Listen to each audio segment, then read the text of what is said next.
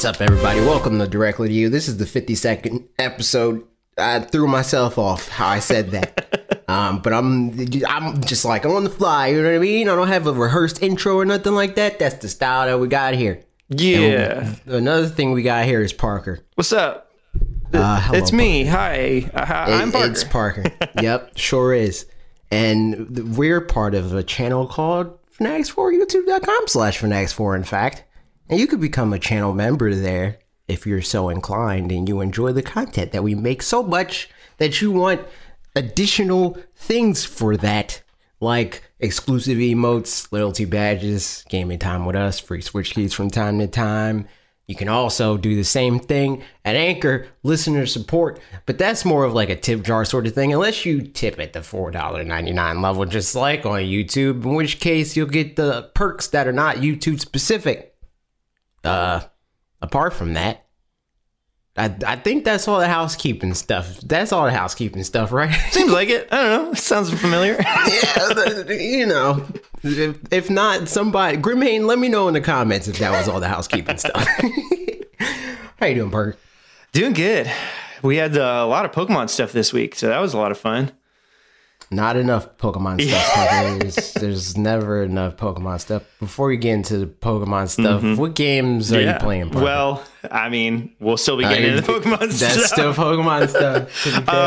Although, a fun addition on that. So I mentioned last week that I had picked Let's Go Back Up more recently because my friend was playing it. And so we decided, like, we're both at end game points right now where it's like, you know, we beat the Elite Four and are hanging around. And it's like, I don't really have a specific goal in mind. So without having a specific goal in mind, it's hard to know exactly what I want to do, but it's like, I just want to keep playing. So we decided that we're going to essentially, like, because neither of us are super competitive and especially not against each other. But so we decided to like create gyms for each other essentially, and then just have kind of a 8 gym situation of sorts. So like, a couple of them would be types, and we kind of, you know, drew out of a hat. So unless Mitch is listening, which probably he wouldn't. So I've got dark, bug, and normal to work with, which is going to be very interesting for Gen 1. So just have a team full of Scyther. Yeah, exactly. So that's what I got. And then other ones will just be like little gimmicky ones or something. So we thought about doing, I don't know, I can't remember. One of the ones that I'm going to do is all Pokemon that have moves that include things about switching out. So like U-turn and whirlwind and teleport and all that kind of stuff. Right. So it's just, I don't know, a little bit gimmicky and fun. But yeah, so that's what I've been doing. Pro tip, don't put teleport on there because that's not going to switch you out. Oh, yeah, because that only works in wild battles. Yeah. Okay. I hadn't done my research all the way, so... That just straight up wouldn't work, and you would waste a turn. Yep. Sorry, Mitch. So let's see. U-turn, roar, right? Whirlwind. There's something else like U-turn that does that same like. Yeah, there's like Volt Switch. Yeah. There's there's Pursuit. Not Pursuit. What am I thinking of? There's a fighting type attack. It's like either the Circle Throw or Storm Throw. I don't know why Pursuit came to mind. Is that one in Let's Go? Maybe. It might be. Yeah, I'm gonna find out. I'm not sure. But yeah, there's a lot of switch out moves. Cool. I'm not sure about all of them that are in Let's Go specifically, though. But yeah, nice. It'll be interesting. I mean, it's also entirely possible that we start to do all this and then we just keep playing for a bit and something else comes out and we're like, never mind, not going to do it. So if it happens, I'll keep everybody updated. But in the meantime, that's what I have been playing. So I've been playing Smash. Yeah. But not only Smash. Today, I got the code a while ago, but I didn't do anything with it because I don't know. But I played Ape Out today. Oh, nice. That game is dope. I've seen some stuff on that and it looks cool, yeah. Yeah, it's like Pac-Man if Donkey Kong got mad at Pac-Man for doing something to his bananas. And I like it a lot. I got through the A side. It's very like frenetic and at the same time strategic. If you're like, oh wait, but those dudes are there, I can go around them. But usually I'm like, nah, I'm just gonna like try to punch through everybody. I like how certain levels have like the little like gimmicks to them where it's like, oh, on this level the power's out, or this level there's this like handle thing that you got to pull, and then they reuse some of those mechanics. Another level, I think the level I'm on now, in fact, is like some people are suicide bombers, basically. Oh wow. Yeah, it's a time. That's interesting. And I'm probably gonna. I want to play through it. It's definitely, so far how I played it is docked, and that's only because I was like getting ready to play Smash Brothers, and I was like, let me play Ape out first. But for the rest of the times I play this game, now that I know I'm in, I'm probably going to play it handheld. Nice, because it's definitely like one of those games. Yeah, like a just pick up and play kind of thing. Right. So I understand the micro, like how the gameplay works. I think, but what's the big picture as far as like, I don't know how levels overall, like how many levels are there, or the, overworld kind of, I mean, obviously not a literal overworld, but stage select or any of that. Like, are there a lot of levels, or I don't know. How does that work? So far, I haven't seen any signs of level select or anything like that. It's basically just like you go from level to level. I think you might be able to like restart from the beginning if you want to, but like how the UI is like after you get through a level, it shows you like, or after you die. Yeah, really. It shows you the map of like, this is how far you went. This is the route that you took. This is the routes that you could have took. And this is how close you were to the next part of that. So it's like it's kind of like a all connected like building that you're in. And that's the extent of like how it shows you where you're going and where you've been. There's no real thing of like, all right, I've cleared world 1-1, time to walk to the next thing. It doesn't really do it like that. Gotcha. Okay, interesting. Yeah. Well, that sounds fun. I watched I mean, I know just the little bits about it from doing my video thing whenever that was that I did it. Did it come out today, or I don't know when it came out. I just know they sent it to me a while ago, and then I saw reviews for it, and everybody was like, "This is a good game." So I was like, "I guess I'm playing it." Out of curiosity, how does so if you get codes for an indie game or whatever, do you have any responsibility to do anything? Nah. Okay. Nah. Only if I'm like, I mean, and even then, like if say I request an indie game, that doesn't put me on the hook for like making a video. It's not like I'm not gonna like get reprimanded or anything like that. It might make them more apprehensive to send me something in the future. But usually if somebody sends stuff to me, that like, because I could never see that email, so like I just got an email with the code in it already. A lot of indies, like if it is that situation, they'll say, hey, this game's available if you wanted to ask for it. And if I ask for it and like nothing comes of that, then at most they'll say, hey, you want to make something? And it's like, nah, I didn't want to make it because of this game, I didn't like it or whatever, And a lot of developers would rather you just not than to like make a video and say like, this sucks,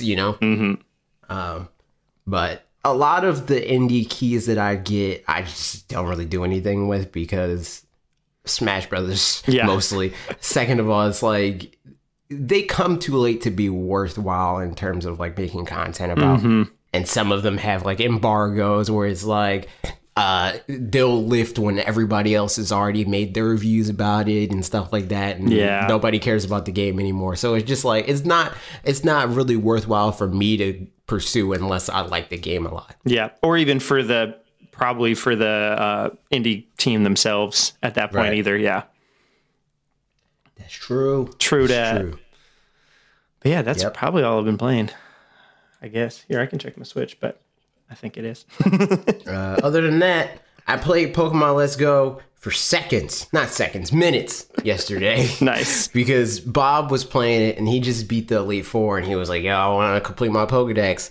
But turns out he was just completing his scene part of the dex. So I sent him over like 5 Pokemon or something. Like he didn't have like the legendaries because he's trying to get a shiny charm because for whatever reason he decided that he's going to grind out a shiny Mewtwo. So where do you get after, like, I haven't researched it at all, but I have my one Mewtwo and I don't know where to find more Mewtwo's. I don't know if you can. Oh, okay, yeah. He's trying to grind out like heart resetting for the Mewtwo that you have. Oh, gotcha. Yeah, so wait, so then he's gonna get the shiny charm from you sending your Mewtwo so that he can go get that? No, and then give it back to him? Right. So he has Mewtwo in his Pokedex already because I sent it to him and he sent it back. Gotcha. Yeah. But he still needs to. He has like 88 Pokemon caught. He has 151 seen, but 88 caught. So he has to get the rest of them caught. So he could. So he can get the shiny charm. And I think the plan is to like, he's going to stream it again and then get whatever he can get from me. Cause a lot of my Pokemon are candy now. Right. So whatever I have still in my like living dex part of the game, I can send to him, but the rest of them he'll get from viewers. Cause I did the same thing. Like my Pokedex is like at least 25% Pokemon that viewers sent me. Nice. Mine, okay, and I'll say too, I got a Meltan from my friend that traded it over to me, but I don't have a Mew because I don't have the Pokeball because I'm not going to spend $50 because all that stuff. And now I've just got a friggin' blank space.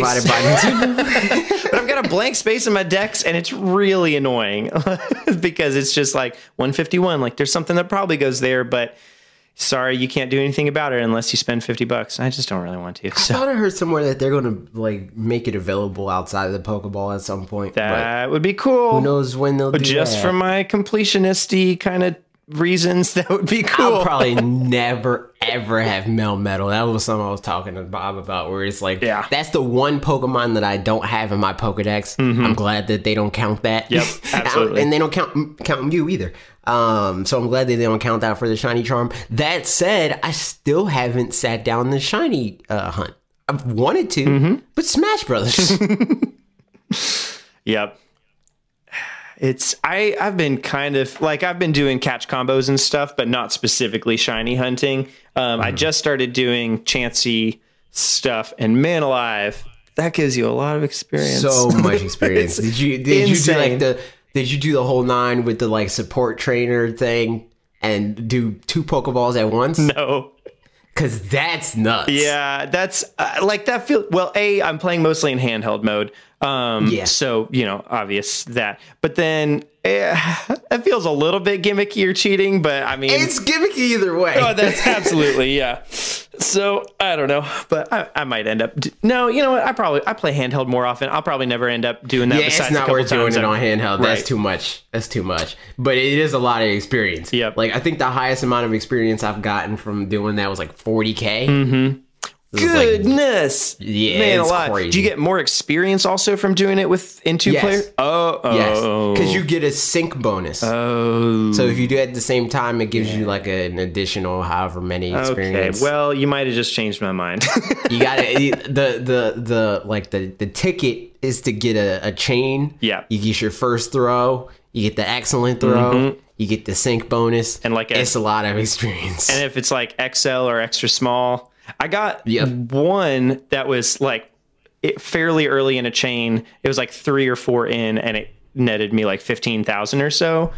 Yeah. And then I haven't gotten one that was that much, and I'm at like 36 in a chain. So I'm like, where's that guy? Like, come on back, Chansey. That's how I got all my Pokemon on level 100. Yeah, I saw that clip. But not all of them, but all the ones that I care about. Right. Yeah, exactly. I saw the clip in your video from this week that showed that you had all the level 100 Pokemon. I'm like, I'd like some of those. I didn't even realize that. Yeah. I was just grabbing footage because I was trying to because I had a whole bunch of footage just you were showing off from my from my playthrough, like just in like on an SD card or something.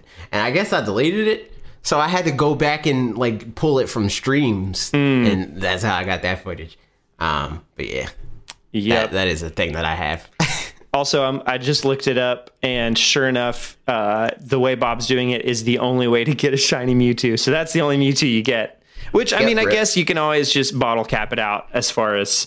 Which I didn't know about that, so I appreciate you mentioning it to me. Not that it matters yet until I have anything that's at level 100. I'm at like... I think my highest is 83 or something right now. So I'm on my way. Yeah, it's not that far. You'll get there with chances. You'll get there once you inevitably do the sync exploit. Yep. But I'll have other things to say on Let's Go a little bit, but they'll come up in your video, I believe. So that's true. This is all true. Yeah. Anything else you've been playing this week?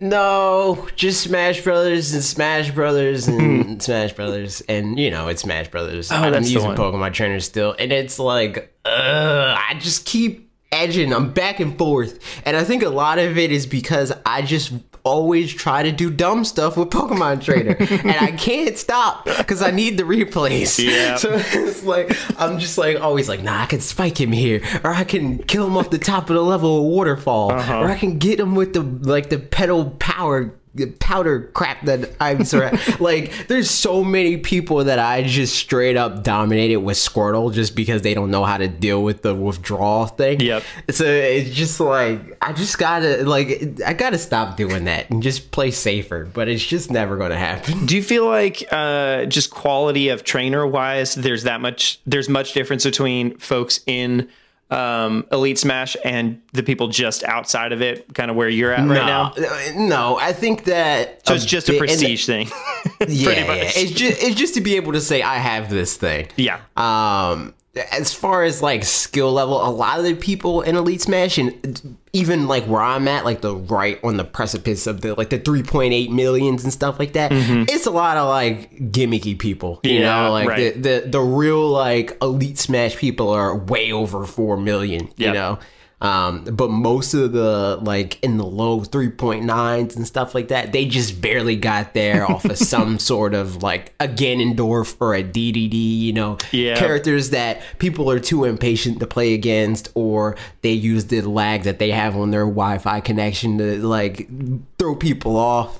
It's just like there's a lot of gimmicky stuff on the lower end of Elite Smash. Yeah, which is why it's kind of annoying that they don't like. Elite, I mean, like how the ladder works is it just doesn't make any sense because it like really punishes you for losing, but it doesn't reward you at all for winning, even if the odds are like theoretically stacked against you. Like I've beaten people over 4 million GSP with Pokemon Trainer and gotten like 20,000 GSP for it. Man, which hurts. Is like what? Like that's insane. So it's just like a broken system, but they put it in there and it's something that like people recognize as like, oh, you're good at this game. So it's like, I gotta do it with Pokemon Trainer. I gotta do it. Yep. I hope that in the update they fix it, because it really doesn't, like, in terms of like how good you are at the game, it doesn't say anything about you really. Right. Yeah. Because again, like you can just exploit it so much, and there's so many random variables to it. Where it's like you can have your preferred rules set to a certain thing. Like today, I had a match where it was 2 minutes, one stock on Big Blue, or it was a normal. Yeah, it was so stupid. Items on all that crap. It was so dumb. Interesting. My guess at first, yeah, without the items in the Big Blue. Well, actually, no. Even with. So my guess is they might have been doing what I was doing for a little bit, which was just trying to get the achievement of getting everybody.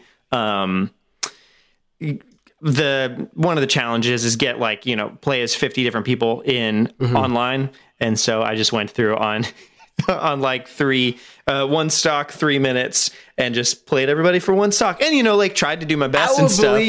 I would believe that if they had the rest of the rules be set right, like respectable. But the fact that they had everything that's like most people in my position where they're playing this game, that's going to throw them off because they're not used to playing with all the items on and all that stupid crap.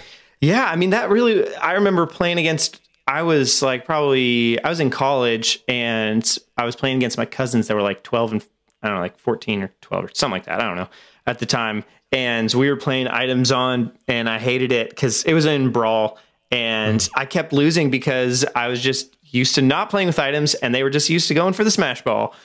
Right. So I died a lot.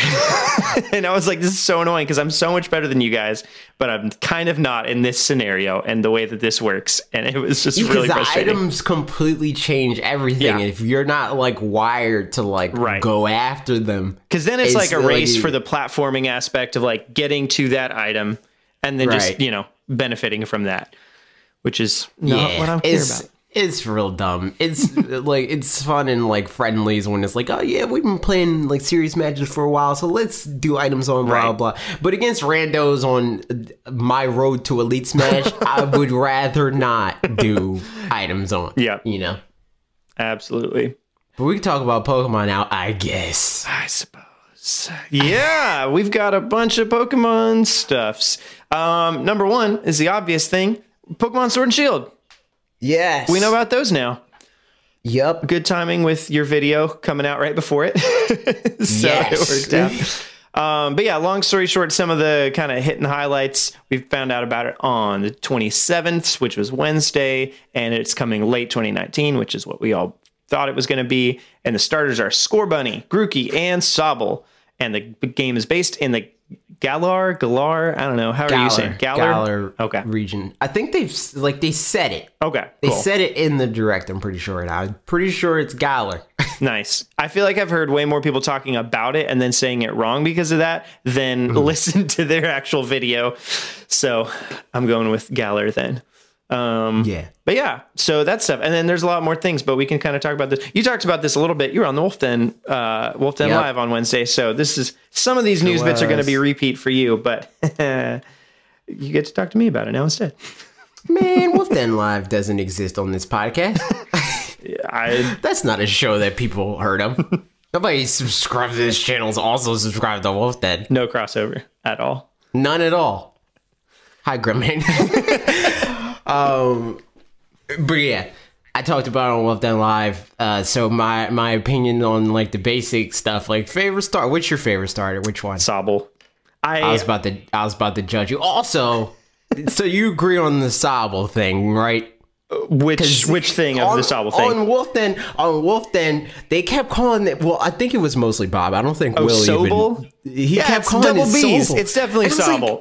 I was like, what? Like that doesn't make any sense. Like it's supposed to be a pun. Like Sobble just makes sense. Look at him. He has a tear on his face. Like his face is a tear. It's probably Sobble. And the second half is probably Bubble. So that's the thing, I guess. I was trying to actually figure that. I just figured that out literally 3 seconds ago, like when I said it. So because I was like, I get the sob part, but like, what's the rest of it? And I'm probably Bubble. I don't know. Yeah, it's most likely Sob Bubble. Yep. Yeah, so it's definitely Sobble. And as far as like picking them, I just always pretty much go for the water starter. So that's not even. It's not even worth asking you that. We're not getting a real opinion here. We're not getting an unbiased take on this. It's completely biased. Absolutely. I tweeted it out this morning at some point, and I was like, yeah, I'm just biased towards water starters no matter what. Yeah, I switch up all the time. So okay, let's run through it. Yep. Gen 1, Charmander. Gen 2. You mispronounced Blastoise or Squirtle. I think you mispronounced Squirtle. Did you see me and Justin's conversation? I sure did. I held my tongue. Blastoise is triple S tier. He just found some PVC pipes and figured out how to attach them to a shell. It's not that big of a deal. But yeah, Blasto, I mean, he exists. He grew machinery in his own body. It's impressive. Give me that at least. He's not as bad as Venusaur. But I agree. Nope. He's still not as good as Charizard. Nope. Charizard is way cooler. Significantly more. Nope. Go on. Gen 2. In what world is the turtle cooler than a dragon? In literally just Gen 1 Pokemon. No. This is false. This is falsified information. But anyway, Gen 2. Gen 2 is less of a thing where I'm like, that's the one. I don't like Meganium. So I usually don't pick Chikorita. Also, Chikorita sucks in that gen. Like everything, all cards are stacked up against Chikorita. So it's like I don't pick that, but I go back and forth between Cyndaquil and Totodile because I don't really love either one of their evolutions. Yeah. So Gen 2 is a weak point for me. Gen 3, Trico. Torchic is also cool. Combuskin looks dumb, but Blaziken's cool too. Mudkip, terrible. Get him out. Mudkip wins by default because he's water. Go on. Nah, he's stupid. He looks real dumb. So Gen 4, Piplup, because it's the cutest one. I mean, are we serious? True. Turtwig looks And real Empoleon's stupid. just real neat. That's true. That's also true. Chimchar, he's fine. But Turtwig just looks real dumb. Yeah. Gen 5. We're on Gen 5. What's Gen 5? It's like freaking... That's black and white. Yep. I don't even remember what Gen 5 is. Gen 5, those starters are probably stupid because I can't even remember them Oshawott, right. Snivy, and Tepig. Oh, Oshawott. I picked Oshawott even though Samurai looks real stupid. He's dumb. But I like Oshawott and I like Duat. He took a hard left turn on that last evolution though. And that explains why I don't remember that because I don't really like any of those starters. I mean, Serperior is okay. Serperior is cool. Then the gen after that is Fennekin and them, right? Fennekin, Froakie, and Chespin. I picked Froakie because duh. Yeah. He's obviously the coolest one. Greninjas, Not because he's water, but just because he's cool. And then Gen 7, I picked... I'm drawing a blank. Poplio? I picked... What? Poplio? Poplio. Yeah, Poplio, because freaking Primarina's dope. Poplio looks kind of stupid. The second evolved form looks less stupid, but still stupid. But Primarina looks dope. Rowlet is dumb. Rowlet's second evolved form is dumb. But Decidueye is dope. Yep. Agreed. Litten's just a basic B. You know, and it's interesting. I'm curious The fire too. types are always basic Bs. They're like the safe ones. It's funny though, thinking back to like, I don't know, Charmander. I wonder if Charmander came out now as a new Pokemon, what we would actually think. I would think that he's dope. Except for I was talking to Bob, and I said that if the first time I ever saw Charizard was in Detective Pikachu, I probably wouldn't like Charizard because he's terrifying. Yeah, absolutely. But outside of that, I mean, Charmander's just dope. Just Gen 1's design, as far as the starters go, solid. Yeah. The third evolved form of Bulbasaur notwithstanding, because he's stupid. Blastoise exists. But I mean, I also like Wartortle more than I like Blastoise. Yeah. Blastoise is just the edgelord, you know what I mean? I mean, except for that he's the best. But, you know, whatever. But all that to say, I think Sobble... I like Grookey a good amount too. He's neat. Grookey is like, why is that his name? I don't grass that much. Grass, and then monkey, I'm guessing, but then I don't know the double O part. Yeah, groom because he's grooming things. I don't know. That's possible, but one monkey doesn't do that. Right? Yeah, exactly. The theory that I saw that makes sense, I guess, is Groove. Because he has a stick, and you're like, maybe that's a drumstick, and he's going to evolve and be a drummer monkey. That would be interesting. I'd be down with that. That makes sense. I like the drums. But I mean, there's no backing for that in terms of like the intro animation. So I don't know about that. So far, I'm just going to assume that the name is stupid, and he looks dumb because his name is dumb.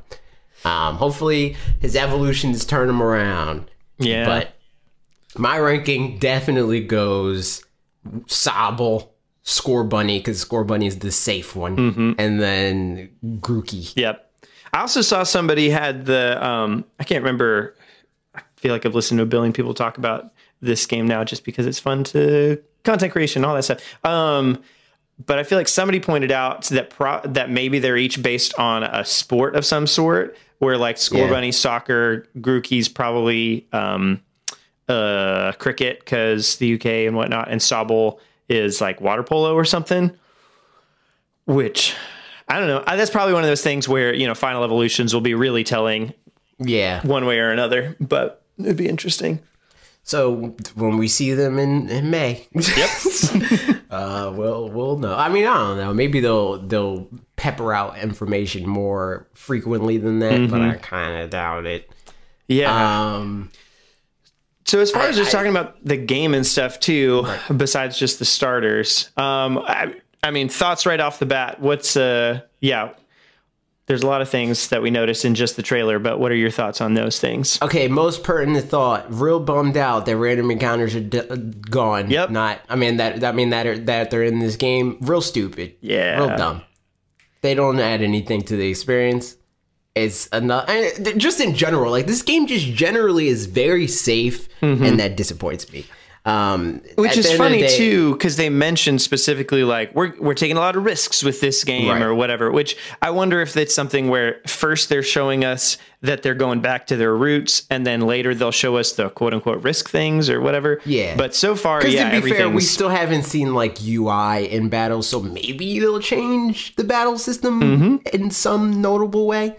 I've heard a lot about people thinking like, okay, maybe Sword and Shield means like they'll have like some type of divide in like defensive aspects of battling and offensive sides of battling, which would be dope. I'll be okay with that because I did mention in the first Pokemon video that I did that I said I want them to change the battle system. I want them to have some way to like influence dodging because in the anime, guess what?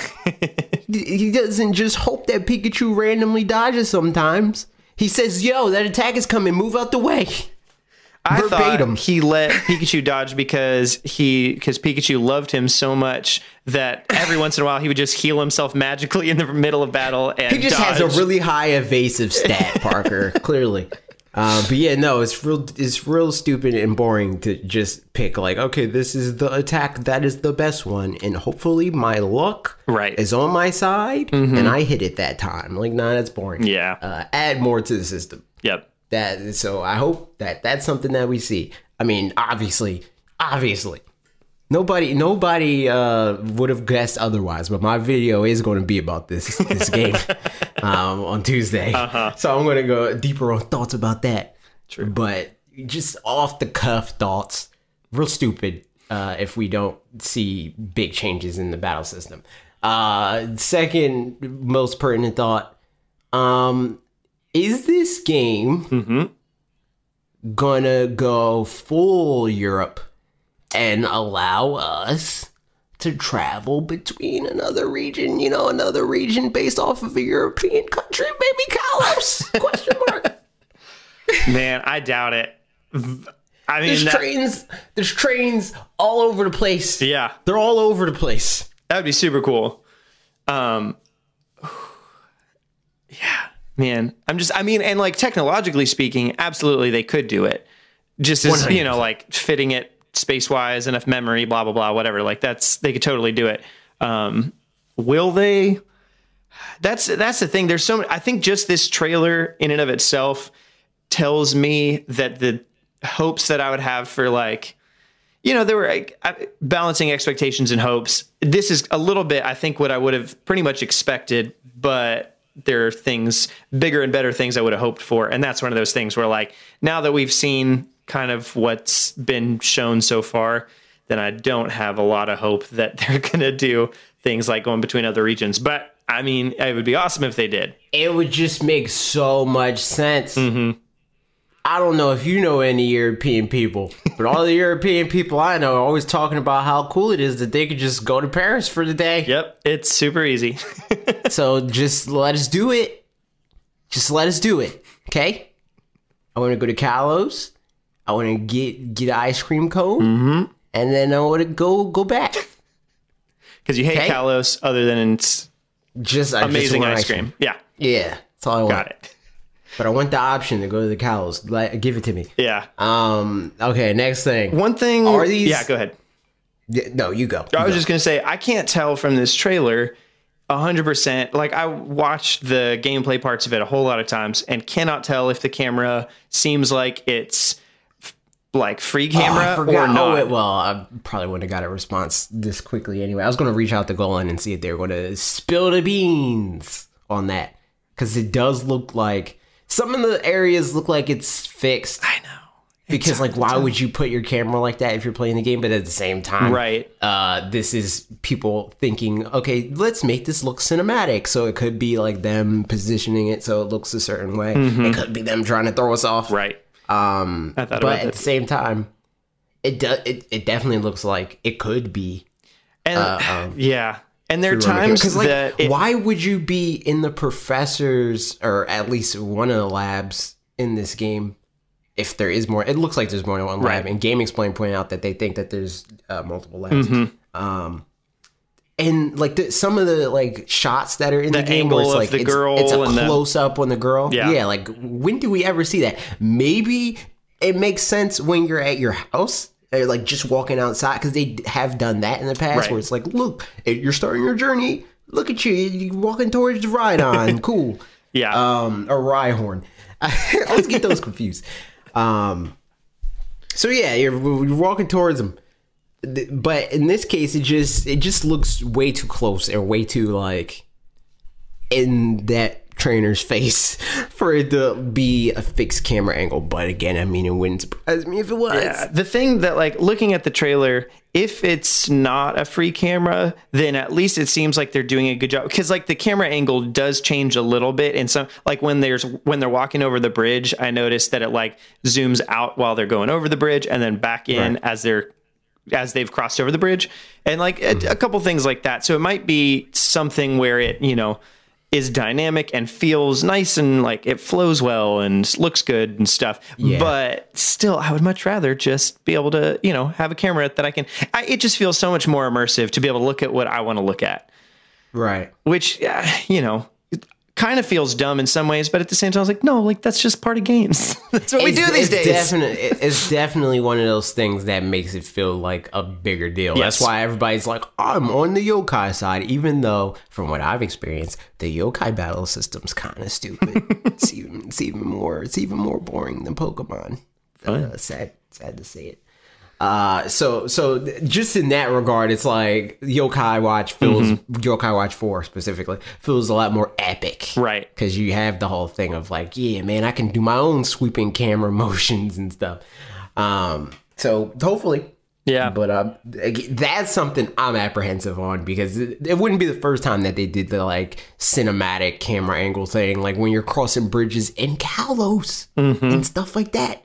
He does it. The camera angles and whatnot. I think they started doing that in black and white. Wow.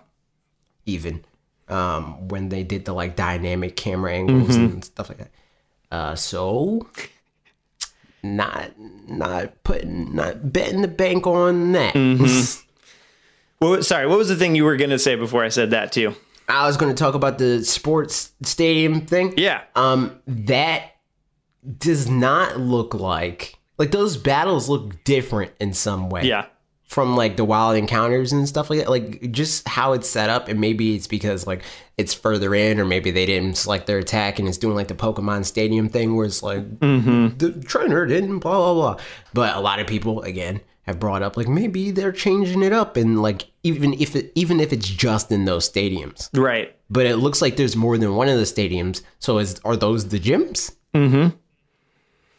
I need to pull up here, let me see. Galar. And do we even know that there are gyms? Like, I know they said, like, you become the champion and stuff like that, but I don't think they mentioned, I think they said gyms return, but they might have said it in an open, I can't remember exactly, but they might have said it in an open-ended way that, like, doesn't necessarily mean it's exactly what we're used to as gyms.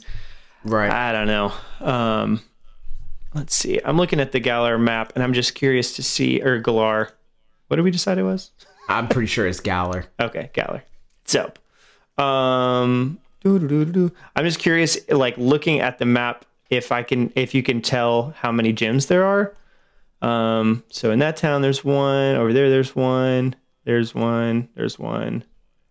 So that's 1, 2, 3, 4. Probably that's something else too. 5, 7-ish. From just the over fans will map. have the opportunity to visit various gyms in the Galar region in their quest to become champion. So there we go. It's definitely gyms. Okay. But I mean, I guess it's still possible, like you said, that the gyms work differently somehow. Right.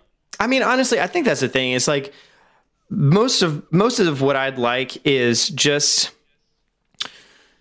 for them to just take some risks and like change some stuff up. And I think a lot of people have pointed out, and very rightfully so, that like, I wonder if, Pokemon Company maybe, actually just knows what they're doing with this franchise that they've, that's been a quote unquote fad for 23 years, blah, blah, blah, that kind of thing, which I think is true. Like, I think they will make a game that people will buy and people will enjoy, even if it's pretty much vanilla Pokemon. I'd argue that just because they're playing safe doesn't mean that they know any better than us what would happen if they went further. Right. I think that Legend of Zelda wasn't this, it wasn't a bomb, it didn't fail, it wasn't something that's like, oh well, that's only going to sell 3 copies, you know. But they still had the gumption to say, hey, let's change this up. We weren't playing Super Mario World 2 when they made, or what, 3? Super Mario World 3 when Mario 64 came out, and they still did that, and that's Mario. Yeah. You know, like, they're playing the Call of Duty game, and I think that it doesn't speak to, like, how much better they know than we do in terms of, like, oh, but what if they changed it? I think that if they had the confidence to really, like, change stuff up, it would bring a lot more, even more attention to Pokemon. Yeah. I think that's the thing, is I think they doing the same old kind of thing would definitely support the franchise, but it wouldn't necessarily, like, I don't want to say reinvigorate, but kind of, you know, like that implies. It wouldn't. I think that what having some sort of, and hopefully this game does have that in some way, because again, we don't have the game, so we don't know that for sure yet. But I definitely think that having some sort of, like, notable change that isn't just, oh, there's triple battles this time, you know. I think that would both reinvigorate the existing base. It might make some competitive players mad, but who cares? Yeah. Who cares? You know, like, it's not like Pokemon is fully based off of this competitive scene. It's not the bulk of the audience that are competitive players. Like, if anything, the only people that bought, like, say, a Ultra Sun is the competitive players, and that's sold less than Let's Go Pikachu and Eevee. Right. So they're clearly not, like, the bulk of the fan base. Losing some of their good, like, being in some of their bad graces or whatever, wouldn't exactly be the worst thing in the world. I think that the people that you would gain from making this game feel more substantial and modern and contemporary with, like, a Breath of the Wild would be way more than the people that you would lose from, oh, this isn't the same game that I've been playing for the last 23 years. And it's also not to say that even if it changed up, that theoretically they couldn't do something where the changes are, so for example, like how in online for Pokemon Let's Go Pikachu and Eevee, you can turn off AVs and, you know, standardize it and stuff. So it's, if they added new stuff that changed it up, they could theoretically still, I mean, depending on how much they change it, they could still have a competitive version that's more basic. I mean, even like Smash is kind of a good example of that. It doesn't do it well particularly, but, you know, if they implemented, like, this is the rule set for Elite Smash, it's going to always be like this, blah, blah, blah, or something. Compared to, the game is kind of meant to be a competitive fighting, but party game too, where it has the items and all that stuff. So, you know, they could definitely do things that would change it up and still, I don't know, be good. Yeah, just change it. Yeah, just change it. It doesn't need to be the same thing for the next 23 years. It's not necessary. Sorry about it. Not really sorry about it. But yeah, some of those things too, we'll just see when, I mean, or a little bit more, I think we'll talk about when we get into talking about your video. But but other things Pokemon related this week was we got a trailer, or the second trailer for Detective friggin' Pikachu. Aipom is terrifying. Oh my goodness, he absolutely is. I showed it to my wife and she's like, what is that? And I was like, that's Aipom, but he's not acting like himself. He's a little under the weather. Aipom is by far, I think at first my least favorite, like, real render for a Pokemon was probably like either Mr. Mime or Lickitung. Because they're both, like, kind of unsettling. But that's, like, par for the course with them, because they're, like, even unsettling in the normal art style. But Aipom's, like, you know, he's kind of cute. But a real life Aipom turns out not so much. Apparently. He's probably going to haunt your nightmares for the rest of your life.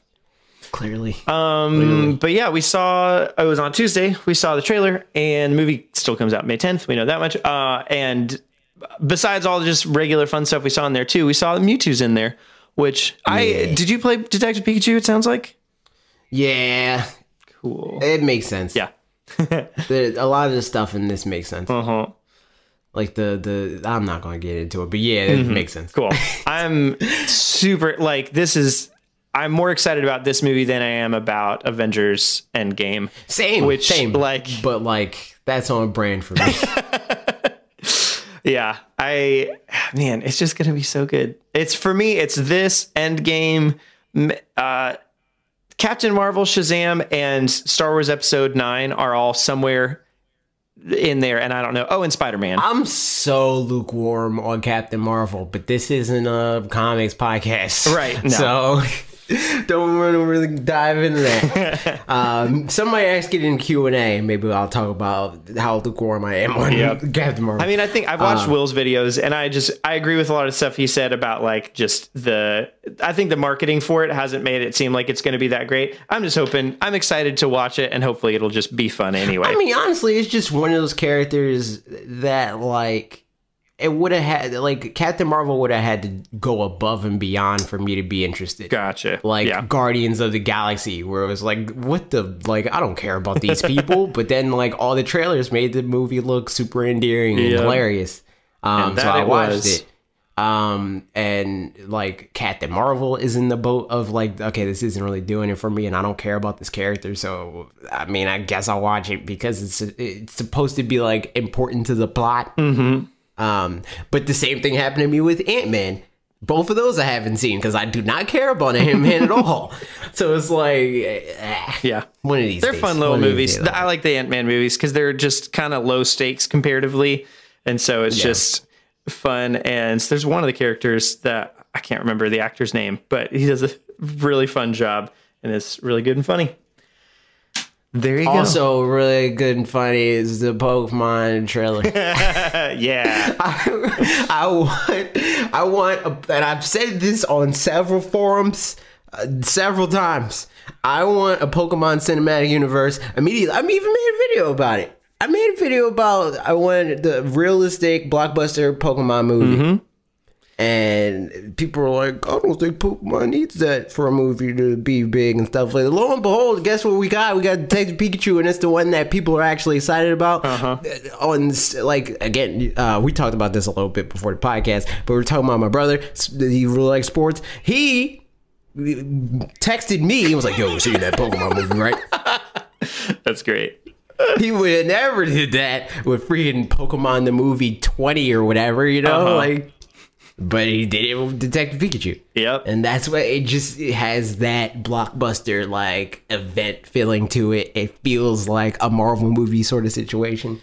I do wonder, I mean, so besides, because apparently they're already planning a Detective Pikachu 2. So that's, you know, that's that, which makes sense.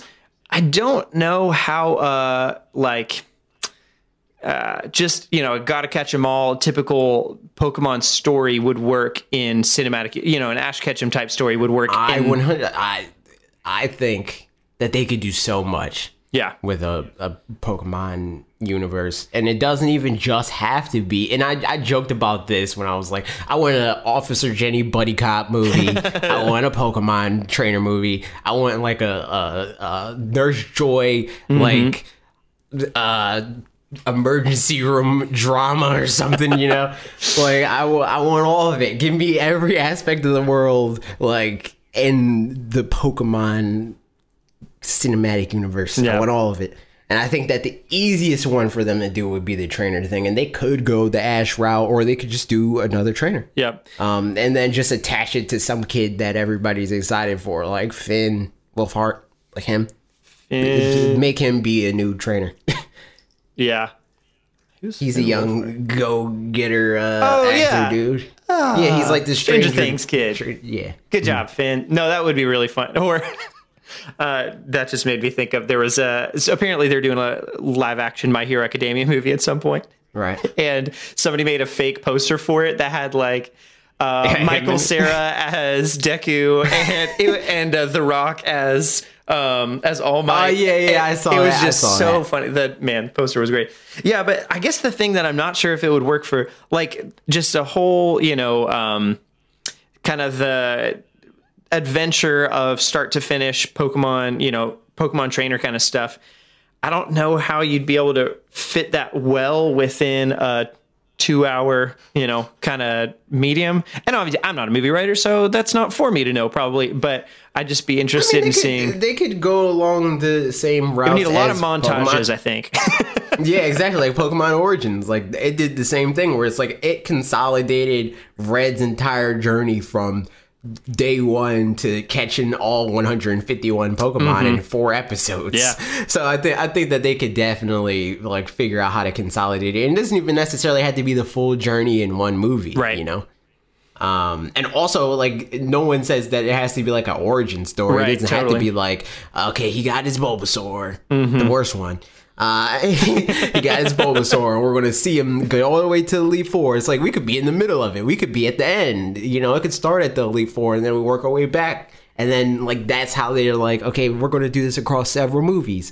It's like they could go in a lot of different directions with it. We start at you're blue, and you're the champion, and Red beats you, and it's like a whatever kind of story that's called, where it's like, the like a hangover sort of thing, I guess. Like I don't know. Like how did I get here? Yeah, exactly. And then you learn the lesson of a Charizard. And then at the end, he learns the lesson of love and how to be nice to Pokemon instead of mean. Ta-da! Blue's redeemed. It's not even mean. Okay, so I'll get to that. Okay. There's a question about that in my video. So well, next, there's multiple. As we're talking about Pokemon movies and stuff, this one just as an aside, I'm skipping over in our notes by one, but Pokemon Mewtwo Strikes Back trailer, which if anybody doesn't know, they're remaking pretty much the first Pokemon movie, and we got a trailer for it. Did you see the trailer, AJ? Yes, of course I did. It's it has a look for sure. I don't think it's bad, but I think it's just surprising a little bit. Yeah. I mean, I don't know how else they would have. I mean, I just don't get what else they would have done to make it like a new thing, If they made it in the regular anime style, it would just be too much exactly the same as the first movie. Be like, I know people are like, why does this exist now? But it would definitely be, why does this exist if they just did it in the regular anime style? Absolutely. So I mean, it's cool that they're like veering off from the original style. I don't know if this is like my favorite or anything like that, but I think that it's easy to like have that knee-jerk reaction with art styles, and I think like a lot of people, we didn't even talk about that with Pokemon. Oh yeah. Freaking, what is this game called? Sword and Shield. Does that still sound weird to you? Does Sword and Shield sound like a fake Pokemon game name? Because to me, it still does. I like it more than what everybody thought it was going to be, either the Crown or Scepter or the King and Queen. Absolutely. I like it more than those. Apparently, yeah. Somebody mentioned rumors that it's like the King and Queen was a real one that they were throwing around, but then they didn't want to gender segregate. It seems like it. Which I agree. I think that definitely would have been a thing. Because Sword and Shield is not like... It's not like somebody was like, okay, this is the one they're going to do Pokemon negative and positive, and then they came out and it's like Pokemon green and purple, like they didn't go completely left field. It's along the same line of thought. Like Sword and Shield, I can see where they were like, nah, let's do Sword and Shield instead of King and Queen. Like same thought process. I also think they did. And also, go ahead. What were you saying? I was just going to say, I feel like, because the rumors, again, it all pointed towards it being in the UK. And I was a bit nervous about that, and that it would just be kind of like, I don't know. I don't love just the Victorian look and that kind of thing particularly. My grandparents actually lived in the UK for like 20 years. And when we would go visit them, my grandma's just all about history and stuff and loves it, which is wonderful. But I've been to way too many like palaces kinds of things and like those to where I just don't care about it at all. So if it was going to be like super Victorian, like, King Henry VIII kind of stuff, I just wouldn't have really cared. But they did a great job, I feel like, of making it feel like the UK still, but not like oppressively so in some of those ways. Yeah, I find it weird how and we like went backwards in the look at the news stories, but like, what else do you expect? Yeah, okay, come on. But it's our time to shine. But I find it weird that they describe the cities as like contemporary and modern when none of them that we've seen look like that. Yeah. You know, like I guess they're modern in the sense that like they look like modern day UK. Right. You know. But UK looks old. Like so it's like, I don't know why they described it like that. Yeah, it looks like the like northernmost city seems kind of I don't know, modern-ish comparatively. But I mean, just from the top-down things that or just the overworld map we've seen, it seems kind of like that. But maybe that's also not one-to-one. So, but otherwise, yeah, you're right. The whole world in and of itself doesn't necessarily feel particularly modern, especially compared to some of the other games that felt way more modern and kind of like not sci-fi, but a little bit in that direction. I mean, most of them have some sort of like sci-fi element to them. I would say the only other one that does feel kind of old is Kalos. Maybe go over to Kalos. Maybe take a train. Pip Cheerio. Oh man, somebody made some mock-up. I saw so many memes. My favorite by far was the one, the double Deca. Something Nito Elizabeth II, and then my favorite for sure was it was three, like it was policeman hat, and there was 1, 2, and 3 of them, and it was Ello, and I was in tears. I saw one that was like, "Oi!" It was like I forgot what the conversation was, but it was. Yeah, I was like, Jesus Christ. But yeah, I wonder if they're going to do any of that because they have like. Joked about like in the Kalos region, people talking French and stuff like that. So like maybe we'll get some type of like accent humor.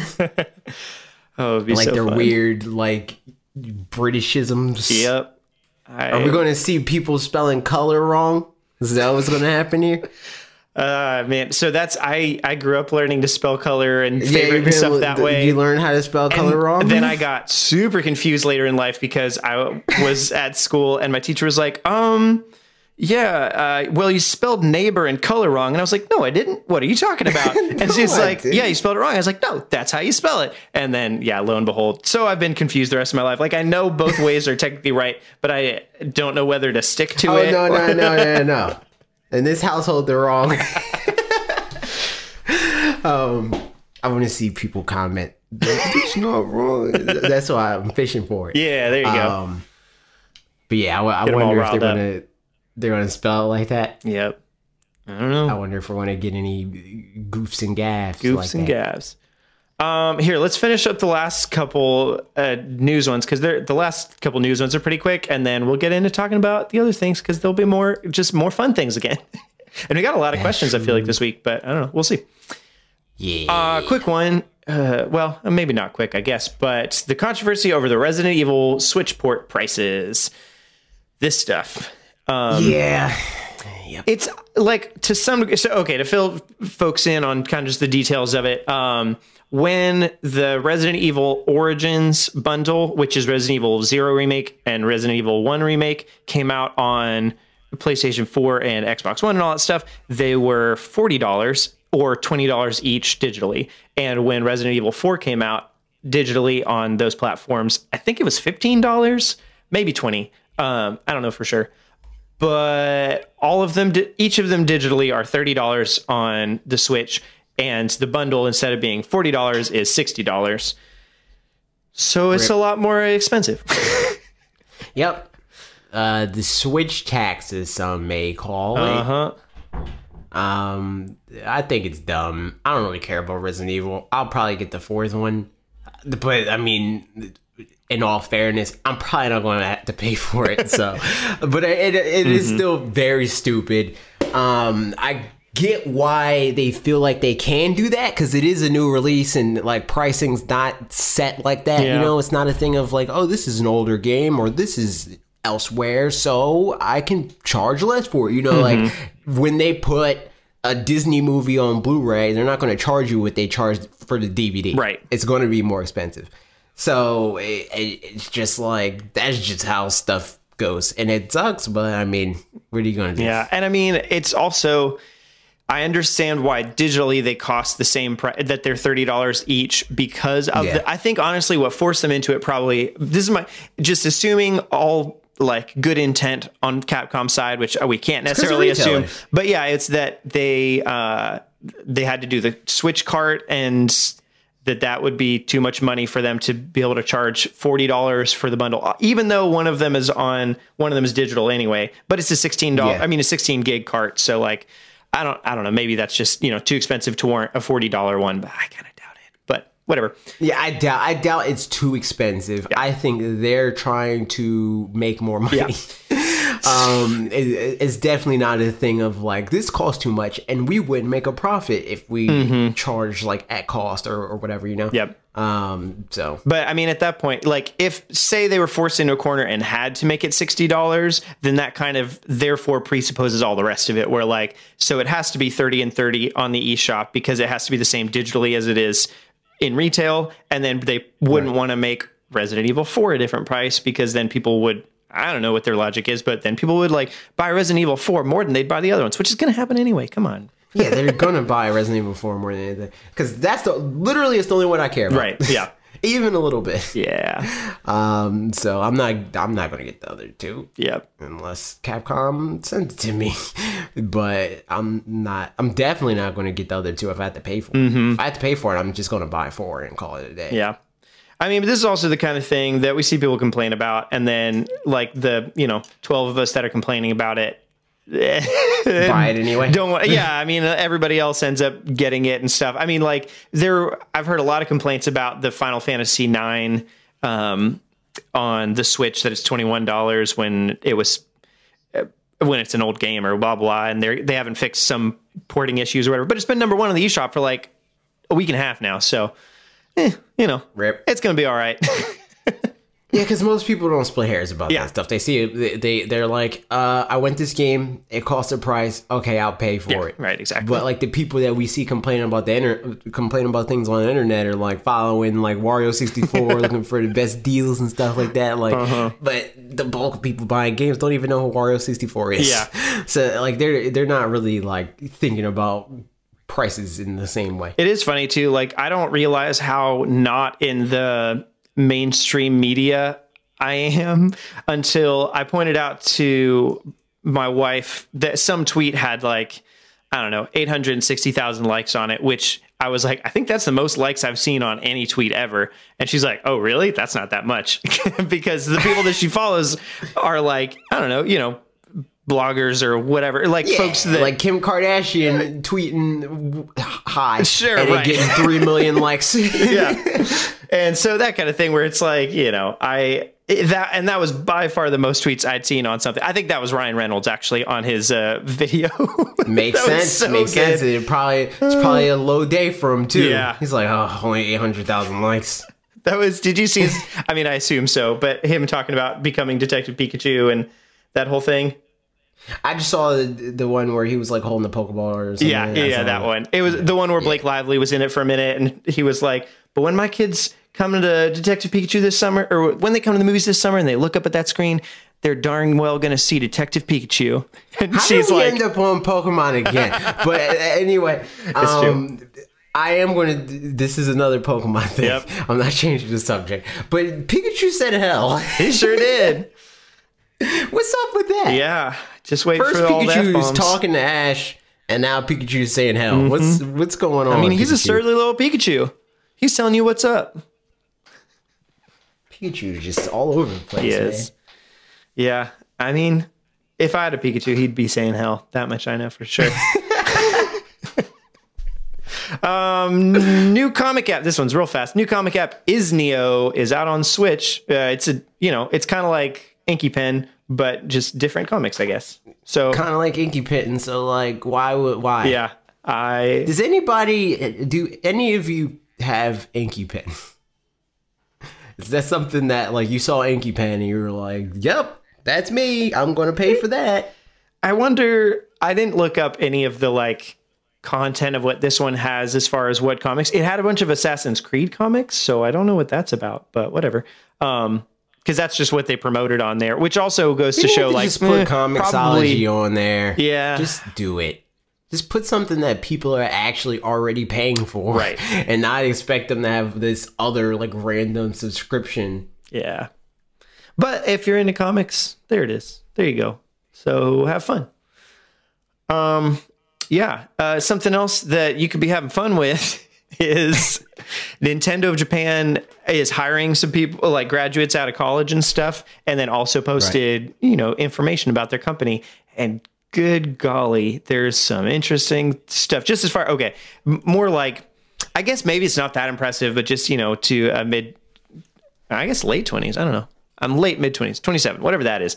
So the average salary at Nintendo is $80,000 a year, which is, I mean, yeah, they have a lot of higher ups. And also the next part. This is Japan specific. Right. This isn't like worldwide. Like they have more employees than this worldwide, and the average salary might be probably lower. Higher. Really? You'd think I would imagine it's higher. Yeah, because I can't imagine them paying people in Japan more than they pay people. I was just thinking maybe their cost of living is than higher. Yeah, right. Well, is it? I don't know. I'd imagine it's not, especially like higher than where Nintendo is outside of that. Like they have an office in like San Francisco. Yeah. I think they have one in LA. Definitely Seattle. And they have one in Redmond. Yeah. Oh, Redmond. Yeah. So yeah, no. I can't imagine those places being less expensive than Japan. Mm-hmm. Especially like Kyoto, Yeah, right. So I don't know, but in any case, that's just impressive. And the next stat that the average like amount of time that people work at the company is 13 and a half years. So which that also does explain the 80,000 thing. If you get a raise every year, which they said that you do on there, then it makes sense that, it would kind of trend upwards. So probably the starting amount isn't that, but that's so just impressive. And that they have more than 22,000 or 2,200 employees in Japan, and that they're hiring 81 people just right out of college. And that's just cool. And that doesn't really matter for me because I can't do any of this stuff. But it's just fun stats that I thought was interesting. Also, you don't live in Japan. Yeah. It's also cool that their average workday is like, it's definitely not what I would expect of a gaming corporation. That's true. Because I'd only thought of it like not culturally, but like where I work, we've got a bunch of people in the UK as well, and their average work week or their like full time is 37 and a half hours. So that's like what you're supposed to work, and then theoretically you can work longer than that if you want to. But so I just assumed that it was saying their default work week, but no, you're right. Because it was like 38.6 or something. I don't know. It just says what the day is. Oh, okay. So, yeah, I mean, that's compared to especially to, I mean, I'm sure there are people that work longer hours and stuff, but especially compared to the stuff we heard about Rockstar working like 100+ hour weeks and whatnot, that's cool. Yep. Good on Nintendo. Good job. Yeah. Good job. All right, the last news thing is not an article or a news bit at all. It's just happy birthday tomorrow when you're listening to this. Breath of the Wild turns 2 years old tomorrow, and I'm probably going to play it again. I'm not playing it again. It's a good game, but it's definitely not. Wait, tomorrow? Well, not tomorrow for us. It would be tomorrow for you guys listening exactly. now. So March 3rd. So yeah, I'm probably going to be playing Smash Bros. Let's be real. But maybe I'll pick Link. There you go. Give him a little homage. But yeah, like Breath of the Wild is like one of those games that like I can see myself like revisiting like 2-3 years from now. And maybe saying I'll play through this again and end up not doing it. Yeah. Like I'll get like 2 shrines. I mean 2 like divine beasts in, and it's like but like Pokemon though, So. Yeah, I started playing the master mode of it when I don't know, after I'd beaten it and had the master mode to play. Right. And I think like I'm just not going to play the master mode. Like it doesn't play the way that I prefer to. It's really just the enemy health regeneration stuff doesn't allow for any kind of stealth type kills or whatever. And that's pretty important to me to just have that option. And like I remember very early on in the game I found a Hinox, but I could he was in a cave and there was a hole at the top of the cave, so I could just stand up there. I dropped bombs from up there for no kidding, like 27 minutes to kill him, because I was like, this way I don't waste any resources, and he's way too strong for me to beat otherwise, because it was so early on in the game. So that's the kind of thing, like, it's, you know, just having the variety of that. But if I were playing in master mode, he would just health regenerate and it wouldn't be worth it at all. But it's my favorite game of all time, so I'll probably go back and play it pretty soon. Yeah, Breath of the Wild is great. Good game. 10 out of 10. 1,000. 97 on Metacritic or whatever. And that's it for news. Any last thoughts on all that stuff before we keep moving on? Pokemon's cool, man. I keep trying to figure out if we talked about the art style. Oh, no, we sure didn't. They just need to go all the way with the anime thing. I want it to look like Ultimate Ninja Storm 4. Give me that. I keep, again, this is another thing I keep saying. I want somebody to walk and see me playing my Switch and see Pokemon on there. And it's like, are you watching a Pokemon anime? No, I'm playing a game, dude. Yeah. You know, like, that's what I want. But they're not giving it to me. They're just like inching towards it, you know. It is like kind of anime-y. It kind of looks like the style of the show, but it's like 3D model, right? You know. I think I'm totally with you, and I think the thing is, at this point, it doesn't have like an art style in the same way that a lot of other games, like, I don't know, Breath of the Wild, for example, you know, is also cell shaded and stuff, and it has a very distinct style and like feel to the art, whereas this feels a little bit like, all right, well, by the numbers, yes, like, yeah, very default. Here's a Pikachu. Yeah, and I think it does look great. Like, there's a lot of bits. It's, you know, it's hard to tell based off what they showed us, but there's a lot of vistas that look pretty cool and stuff. Right. So that's, you know, that's good. And the trees look nice, but it's not or like whatever. a stylized version of it. It's like trying, almost like if Pixar made a Pokemon game sort of thing, right? Rather than it being, hey, let's make an art style. You know, like Toy Story isn't an art style so much as it is like, what would toys look like in a 3D world, you know, like that sort of thing.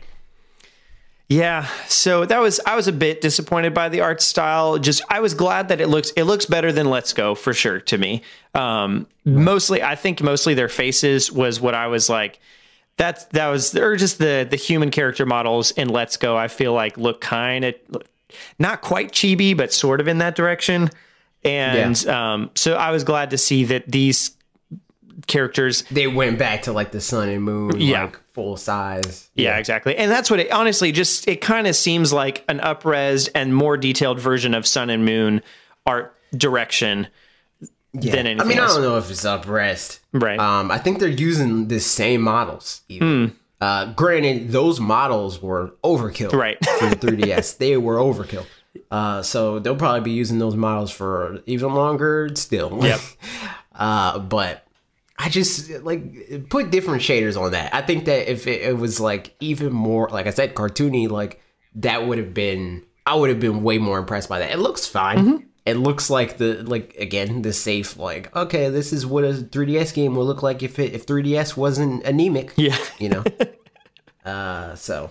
Yeah, I'm excited to play it. It's going to be great, but it's a Pokemon game. Yeah. So like base level, I'm going to play it. I'm going to put 200-300 hours into it at least. Yeah.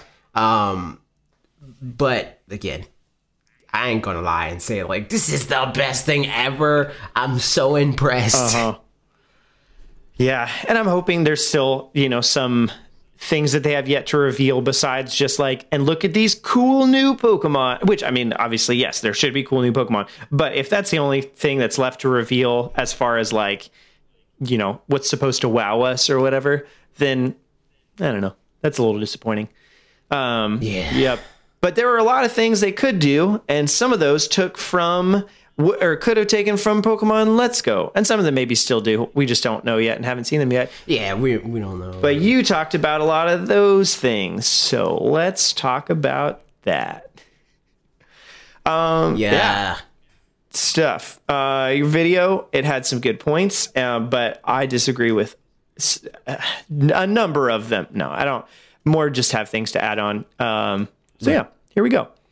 First thing you touched on, Pokemon in the overworld. That didn't happen. Sure didn't. Yep. Yeah. I heard somebody say like, well, maybe, you know, this was just maybe no, it's not like.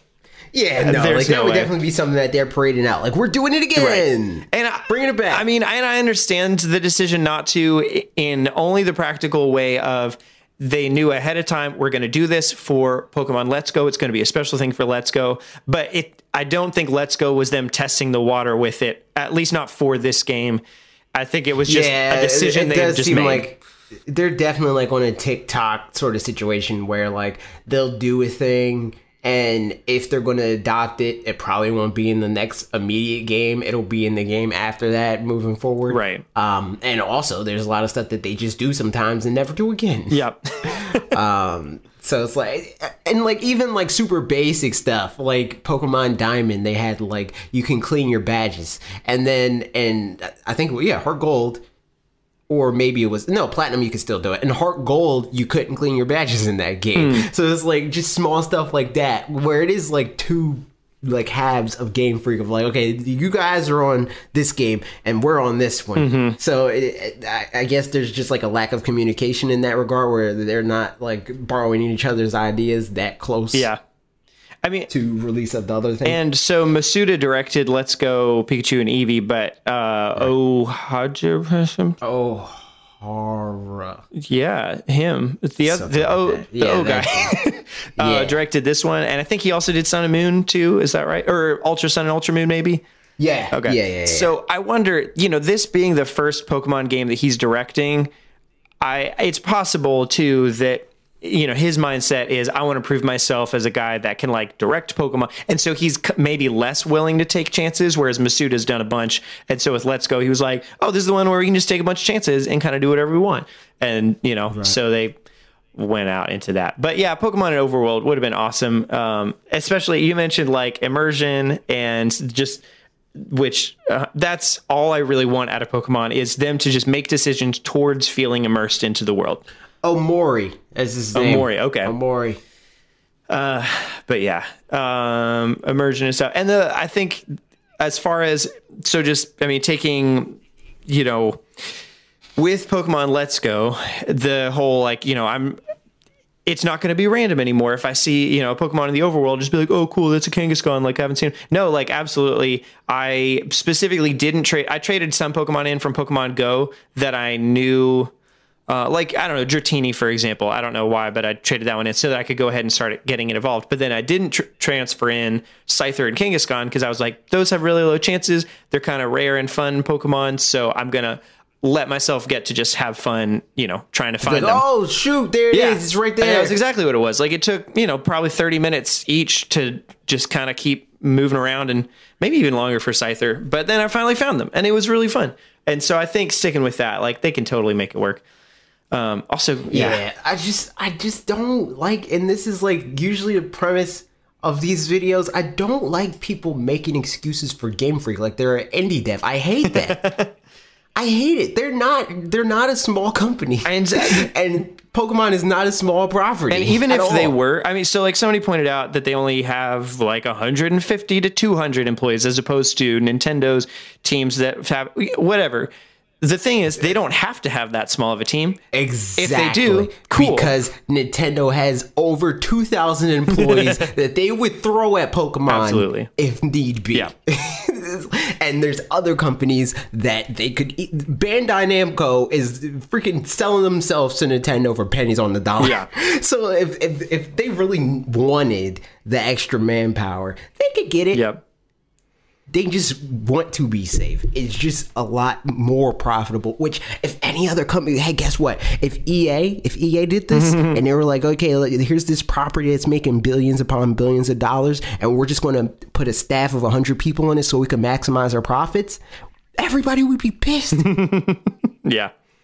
Everybody would be so mad if it's like, why aren't you putting this money, dumping all this money back into your games and stuff like that? But since Pokemon, it's like they have like this image of like, we're the young go-getters, you know, we're still working out a small building on the magazine. It's like, no, this is a mega corporation. Yeah. This is the most popular IP in the world, most profitable IP, even more than Star Wars, more than Marvel, all that crap. Pokemon is on the top. I mean, second only to Fanatix Four. But that, sorry, I didn't mean to throw that out there. But sorry about that. I didn't want you to like publicly tell people that we make billions of dollars a quarter. Watch the Wikipedia page get updated tomorrow and like Fanatix Four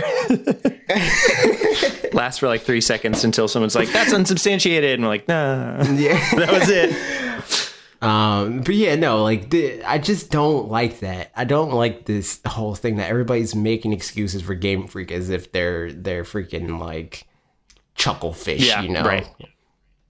They're not. Yep. They're not. They're a giant company that could they're more than capable of making a Breath of the Wild. Mm-hmm.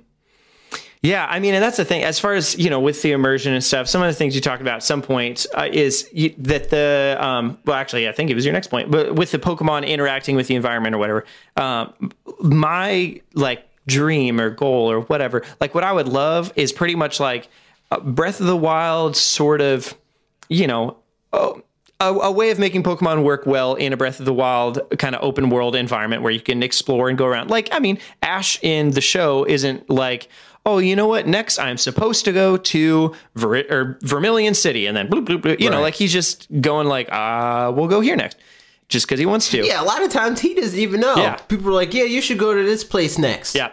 Kind of like how in Breath of the Wild, they're like, hey, this is happening over here. Maybe you should go there. Yeah. And so, like, I think I would love the world of Breath of the Wild, but as far as the Pokemon, I know you didn't play Xenoblade Chronicles 2, I think.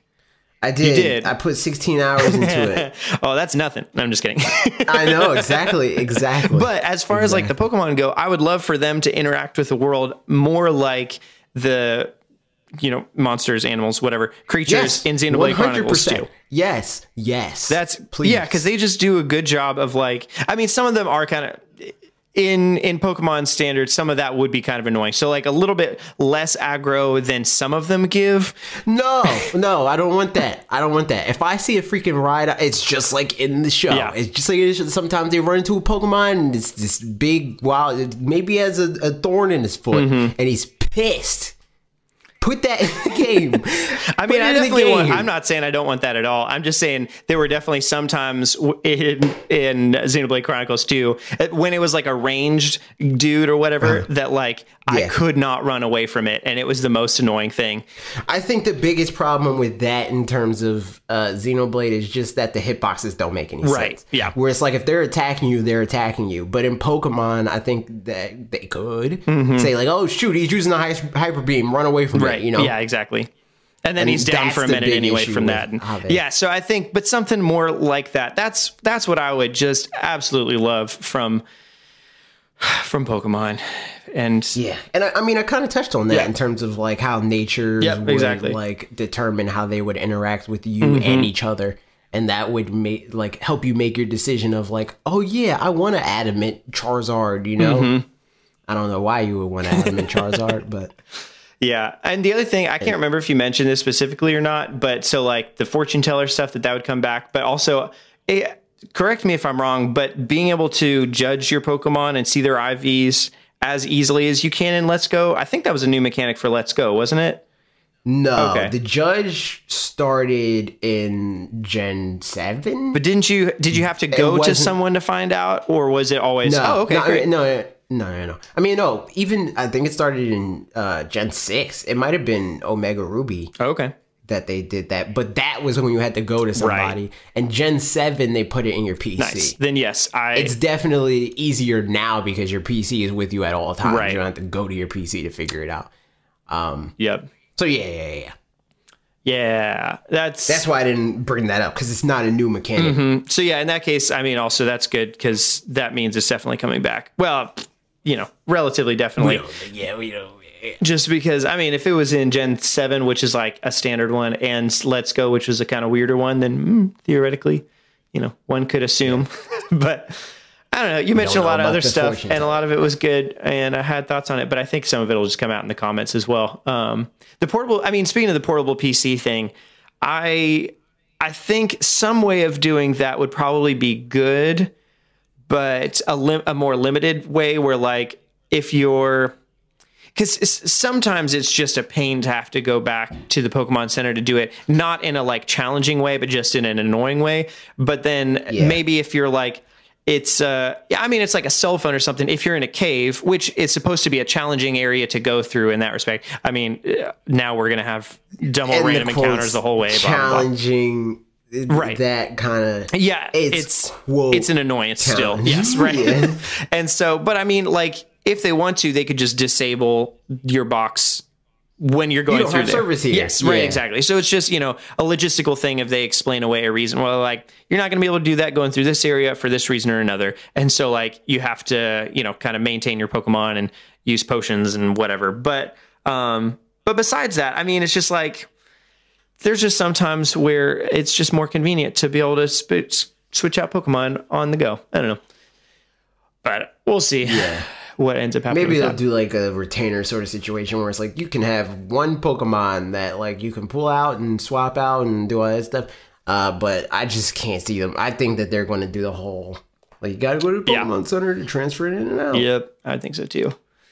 So, yeah. And you also mentioned the catching methods. I'm sure this one's going to come up in the comments, but I think my only thoughts with that. So, because the way you kind of suggested it was that it would have either, I mean, the very traditional one of, like, you know, lower them to a certain amount and then throw a Pokeball and hope RNG is in your favor and blah, blah, blah.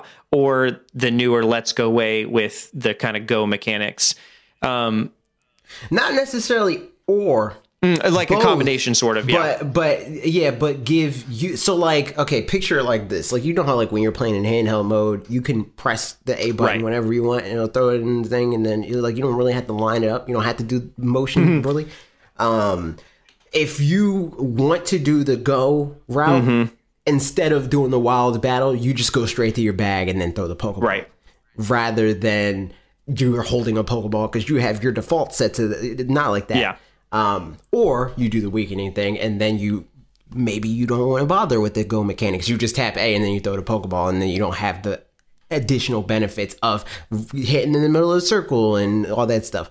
More like that. Yeah. Less than like in either or in the like the literal sense. More either or in the hands of the player. Right.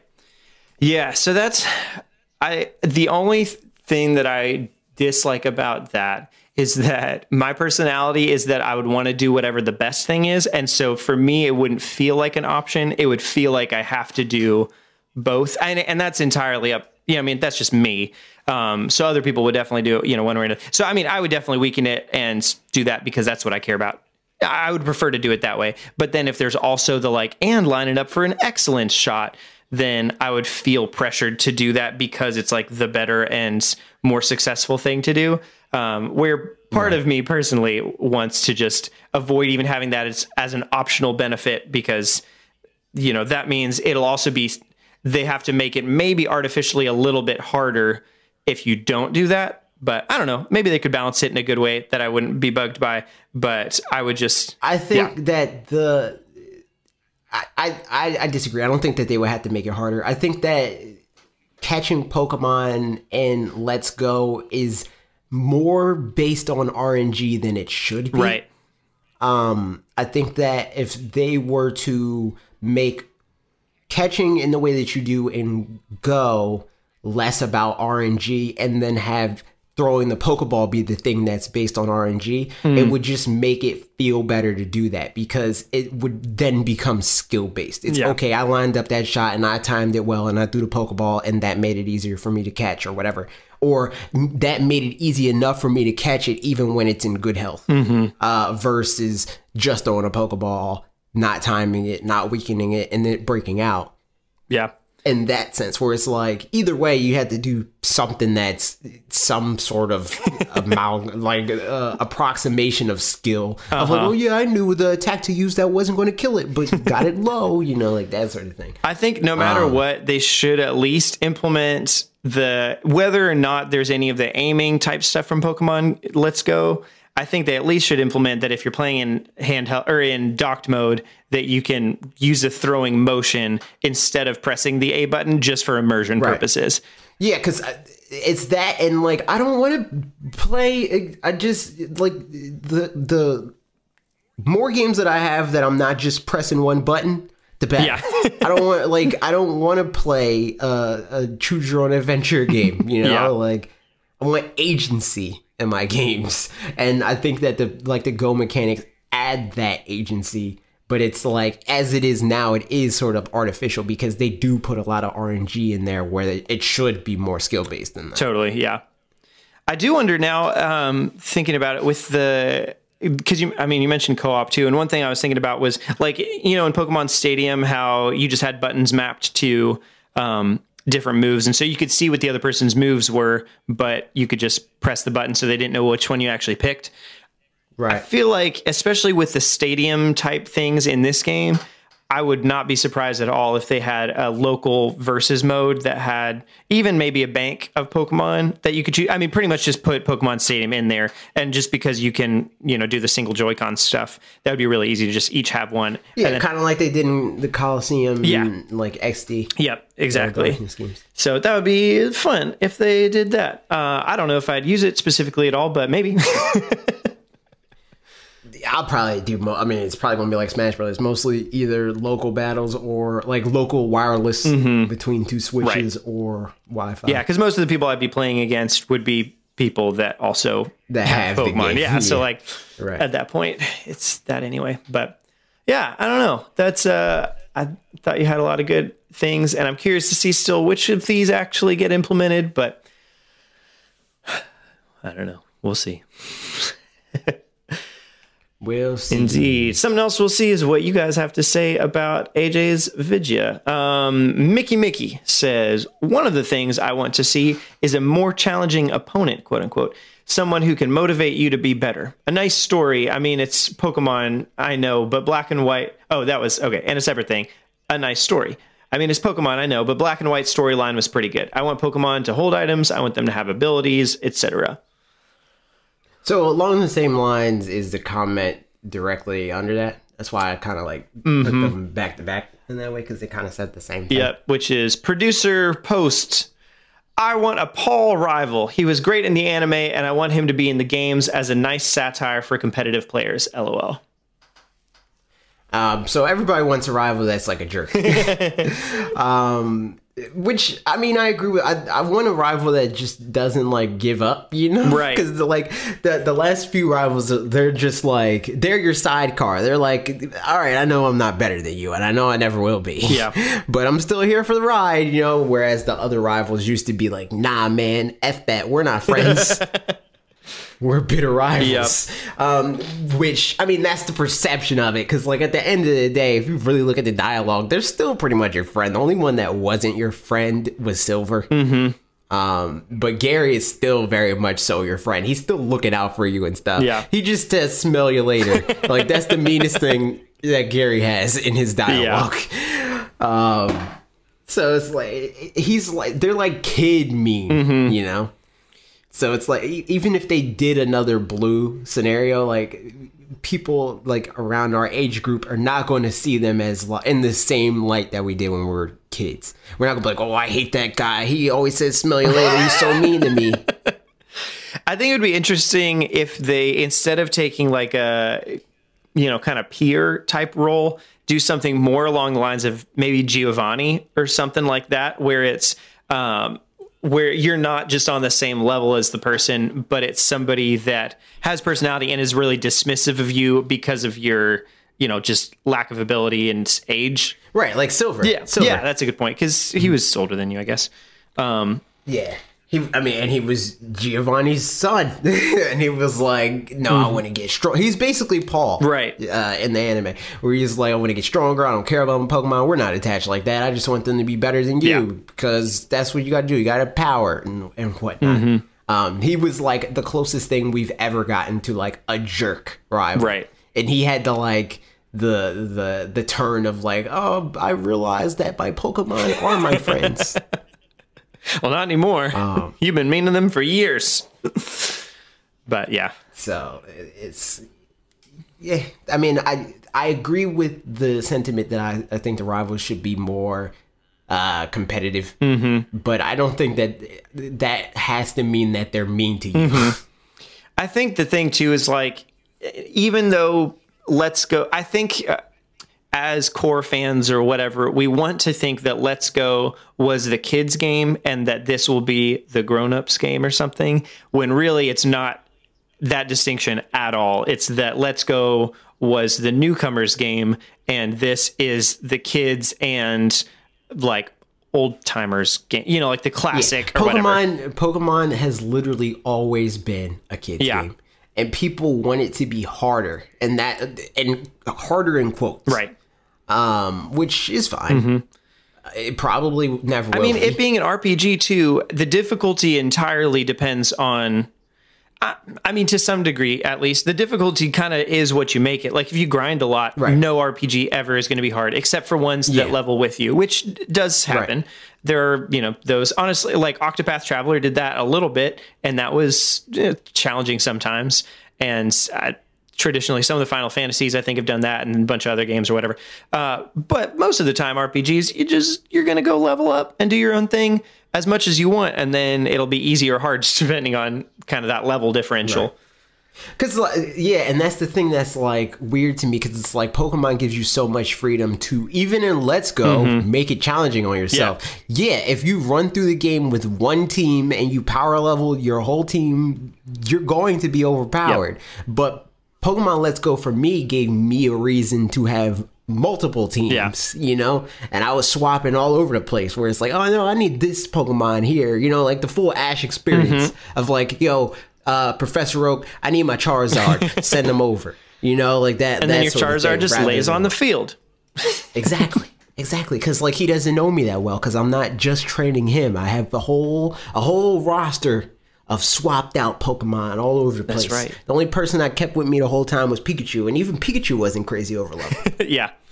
I mean, he is now, but that's post Chansey's, he's very over level. I have like 12 level 100 Pokemon. So like in the grand scheme of things, he's good to okay. go. Yeah.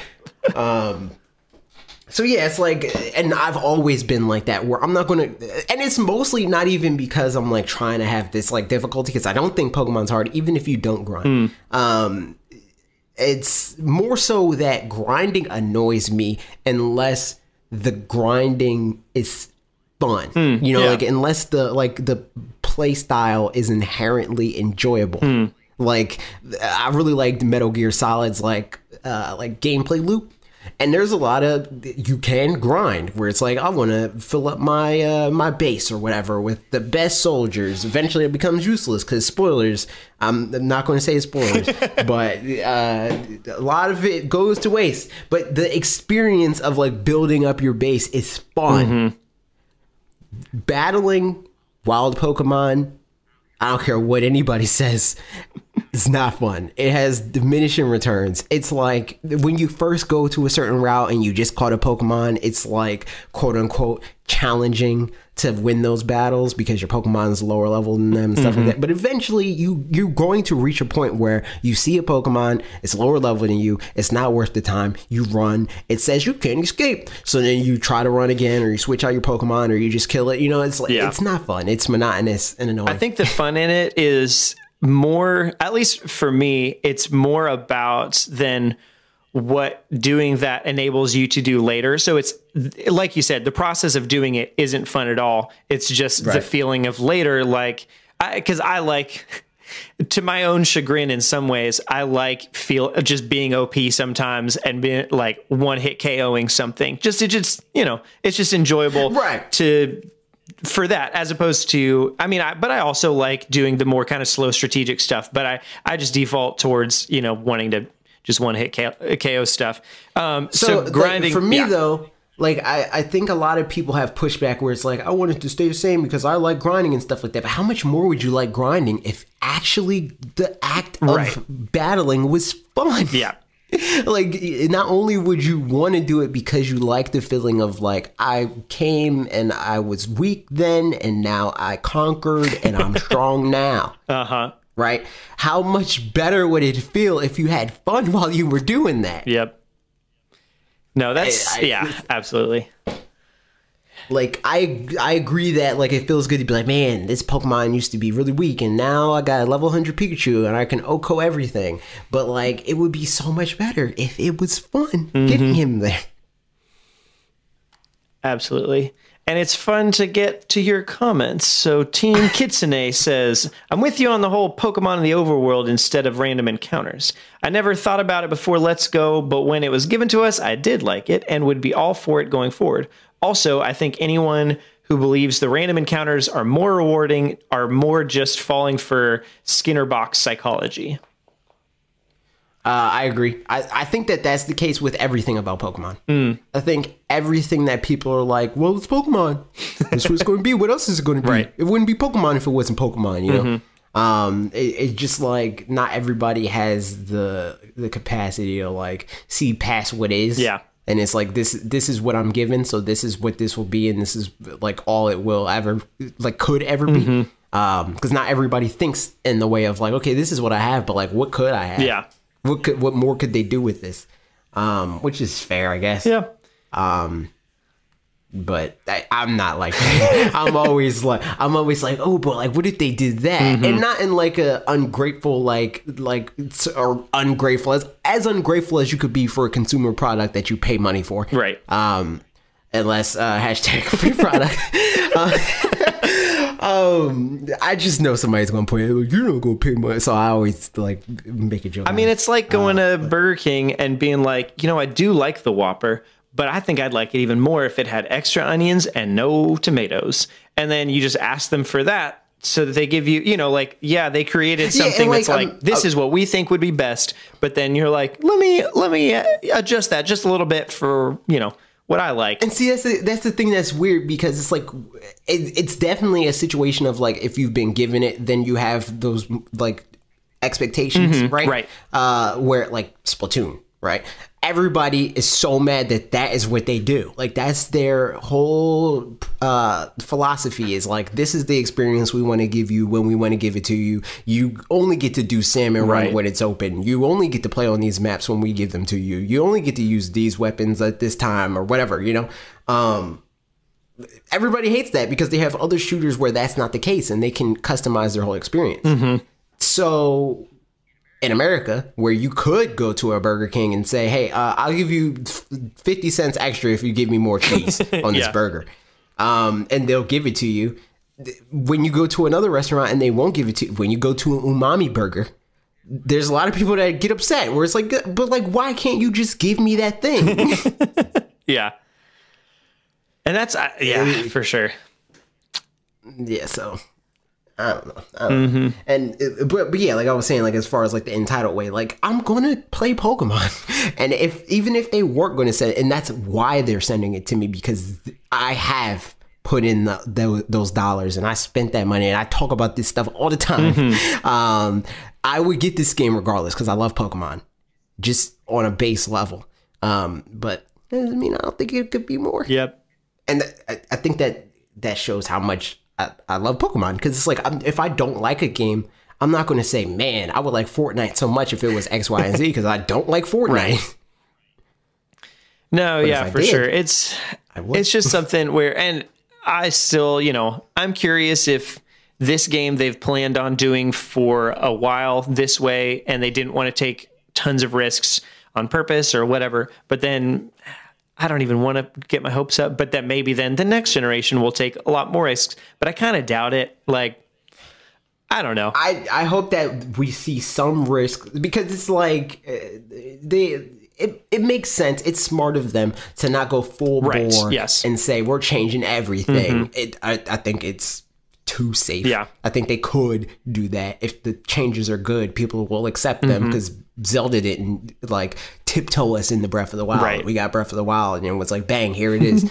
But it would make sense for them to like make some sort of like drastic change, but not change everything here, and then see how people receive that, much in the way that they saw how people receive Let's Go, and they're like, oh shoot, we still sold over 10 million units of this thing. We could do more games like this. If they keep seeing that people are embracing these changes, then I think that they'll change it more and more.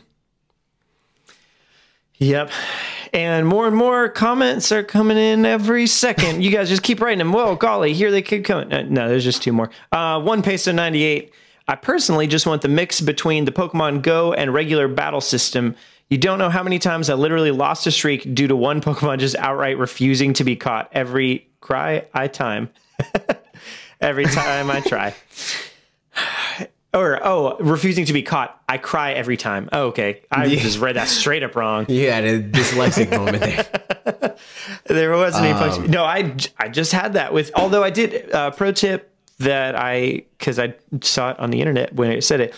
If you are trying to like chain chances or anything like that, after one of the tips was, especially once you get upper, kind of like, in the higher levels of, catch combos and stuff, and you're like at like 50 or whatever, and they're still having a hard time being caught, try twice and then run away, because you won't lose your streak that way. Whereas if they run away, then you will, but you always get at least 2 tries. Hashtag fake fan. hashtag fake fan. Because I said in my every Pokemon has a, oh shoot, stuff just got real, I need to get out of here animation. So you can go until that animation happens and then you run. Because they won't run immediately, but it will visually communicate to you, I'm about to be out of here. So like once they do that, you can run and move on to the next thing. I want to notice what Chansey's is now, but I also don't want to lose my streak, so we'll see what happens. I think there is an option in the Pokédex, because that's how I captured the animations that I gave the example for, like Charizard. Charizard has 3 animations. And I pointed out, nope, not this one. That's not the one that he's going to run on. Not this one either. This is the one. This is what he'll run. So some Pokemon only have 2. Most Pokemon, well, a lot of Pokemon have 3. But the Pokemon that have 2, I think, just don't run from you. Oh, okay, cool. Like Pidgey, like the Pidgey line, I'm pretty sure none of them run from you. I can't even remember. I've caught a ton of Pidgeys, but I don't know if they've run or not. I feel like maybe Pidgeot. Do you say Pidgeot or Pidgeot? I say Pidgeot. I say Pidgeot too. I heard somebody say Pidgeot recently, and I was like, "What are you talking about?" They say it. I've heard some people in anime call it Pidgeot. I've heard like Pokemon Stadium. I think he says Pidgeot. Pidgeot. Okay, so that's one.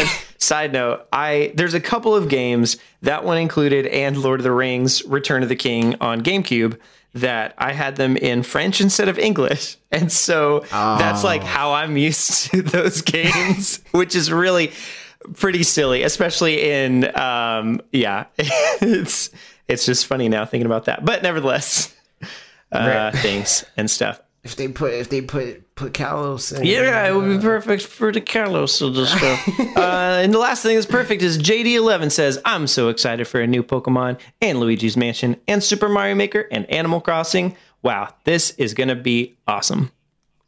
This year is insane. Yeah, it really is. It's crazy. And like, it sounds like we don't know all of it, which is even more crazy. Yep. I want to know if they're bringing... What are they bringing to PAX East? Nintendo, let me know what you're bringing to PAX East. I'm going to be there. Like demos and stuff? Yeah. Like, is Mario Maker going to be at PAX East? You going to bring Mario Maker? Man, I don't know what all... Because so many of their first-party things are so far back in the year. I kind of... Mario Maker comes out in like 3 months. Oh, that's true. Yeah, I guess it could be. Mario Maker comes out in 3 months. I'm sure Fire Emblem, I guess, I would imagine Fire Emblem is going to be there just because we know the most about that one of anything else. And then... Yeah, but I don't know how they demo that. How do you demo Fire Emblem? I don't know. Just like kind of throw somebody in at like, I don't know, level 10 or something and just have some battles. I don't know. Yeah, I don't know. And then like a bunch of indie games or something, because a lot of their first party games, we just don't really know enough about besides just knowing that they're coming, period. So, right. But, just let me do it. Because Yoshi's going to be out. So it's like, that's not exciting. Yep. I'm going to have that. Yeah. When is PAX? Is April 20th something? Is March 28th to 31st. Okay. Yep. I don't know. So maybe we'll have another direct of some sort. There's a part of my brain that believes the whole conspiracy theory thing of that we're going to get one as Reggie's leaving. And I don't know about that there would be... That would be next month. It would be April 15th. Well, I don't know when I think is when he said his last day is. Okay, I just remember him saying April. Yep. I didn't know what day it was. So, I mean, but part of that conspiracy theory specifically is that then, well, Mother 3 as well, yeah. Which, I don't know, there's a lot of varying opinions on if that'll ever happen or whatever, and it's just weird that they don't address it, I guess, in some ways, but I guess there's some of that stuff that we're just such a vocal minority that is addressing it, but then if they address it, it's like, then it'll hit CNN or, big news outlets comparatively. Also, like, it's not going to go away. It wouldn't go away if they addressed it and say, we're not doing it because X, Y, and Z. People would be like, well, I don't think that's true, Like, I mean, but at least it would deflate, because I think part of the problem is they've just been, like, leading everybody on for a while about it a little bit, where it's like, we're probably going to do it. Outright refuse. Yes, but if they outright do refuse, then people will be sad and still, like, some people still be vocal about it, like, do it anyway. But I think, like, I wouldn't say anything about it pretty much ever again. Like, well, there was Mother 3, Right. But, yeah. I don't know. This year's going to be crazy. Good point, JD11. Sure. Good point. Yeah, but that's it for your video. Any closing thoughts on that? I mean, you'll be talking more about Pokemon on Tuesday, so we'll hear some more things coming up then. Yep. Talking about Pokemon for the rest of my life. But yeah, and then we've got stuff from my video, but I mean, none of these comments are really ever going to be like conversation points too much, but in any case, it was fun. And Jeffrey De La Cruz did bring up something that I thought was just interesting. So for anybody that read the comments, you'll have read this, I guess. See, look at you. You're wrong. The conversation right here. I think once we stop getting comments like the second and everybody just knows, I think a big part of that is also like we need to get the graphics updated and like put you on a banner and stuff like that. And then people will be like, oh, okay, there are more people here. Yeah. So it's a long con. Right. Situation. Yeah, exactly. Better comments and more comments as people become more acclimated to you. I mean, it's kind of like, I don't know, with John on Game Explain for a while, people were like, who's this weird British guy? And then now he's probably most people's favorite. Yeah. At least mine. It just happens with everything and everybody. Right. Like, I've been on Wolf Den every week for the past year and a half or something like that, and I still get people being like, blah, blah, blah, so it's like... It feels like competition, I think, sometimes, too, and so that, like... which is funny because, like, well, obviously you allowed me to be on the channel if I'm on the channel. Exactly. And I know how you feel. I know exactly how you feel because, like I said, it happens to me every week. I read the Wolf Den Live comments and some people were like, I don't like AJ. He seems condescending. And I'm like, have you ever heard Bob talk for more than 5 minutes? Very good point. So it's like, and that's just like, and it's not that he is that, it's just like, that's how we joke, like, it's like, it's the absurdism of it all, of us being like, that's the joke of it. Like, we obviously do not really think like, oh, I'm way smarter than you, blah, blah. Like, when I called Bob stupid for calling Dragon Ball FighterZ, Z, that was just me making fun of the inevitable comments more than me actually calling him stupid. Like, if Bob actually thought that I actually thought that he was stupid, we probably wouldn't be friends. Right. But obviously I'm here and I keep coming back and back and back. So it's like, I get it. It's the same thing. It's going to happen. I think people will eventually get over it though.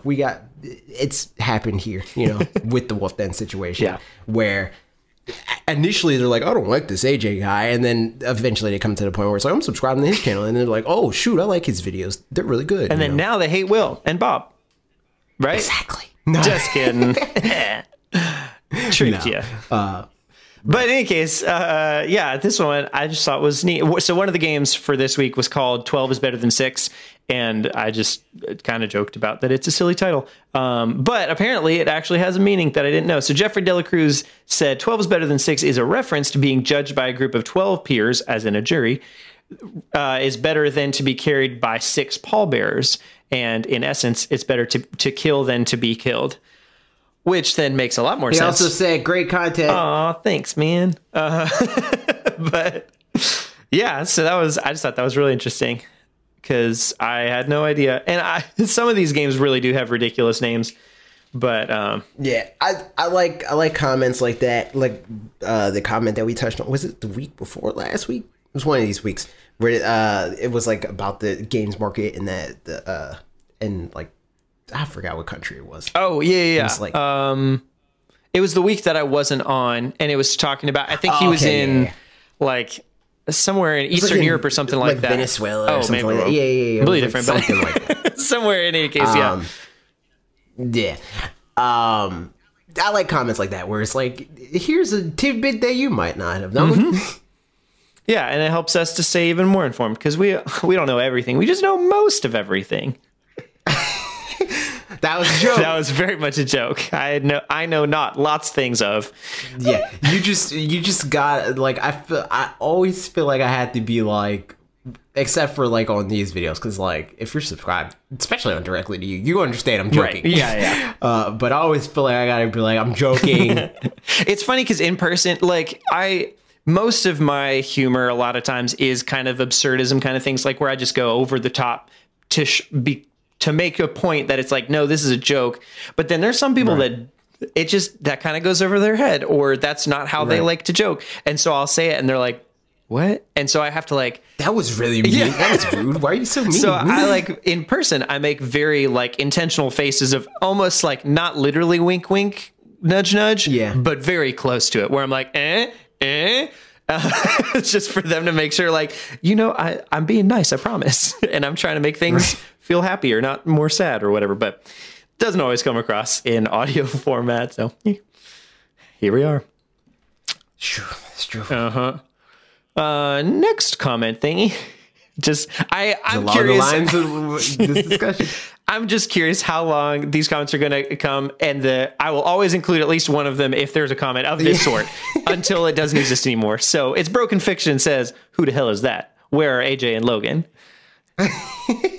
See, the thing that it will never stop because people see Logan's videos and they're like, "Who is this?" Yeah. I don't think I've ever gotten one of those comments on one of my videos.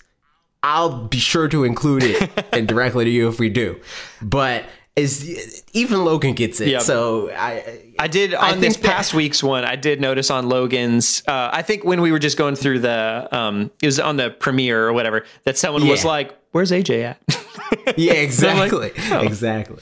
Oh, well, there you go. Last but not least, Squantle says, Valley just makes me want a story about my uncle on Switch now. I've always wanted to try that game, like Cluster Truck.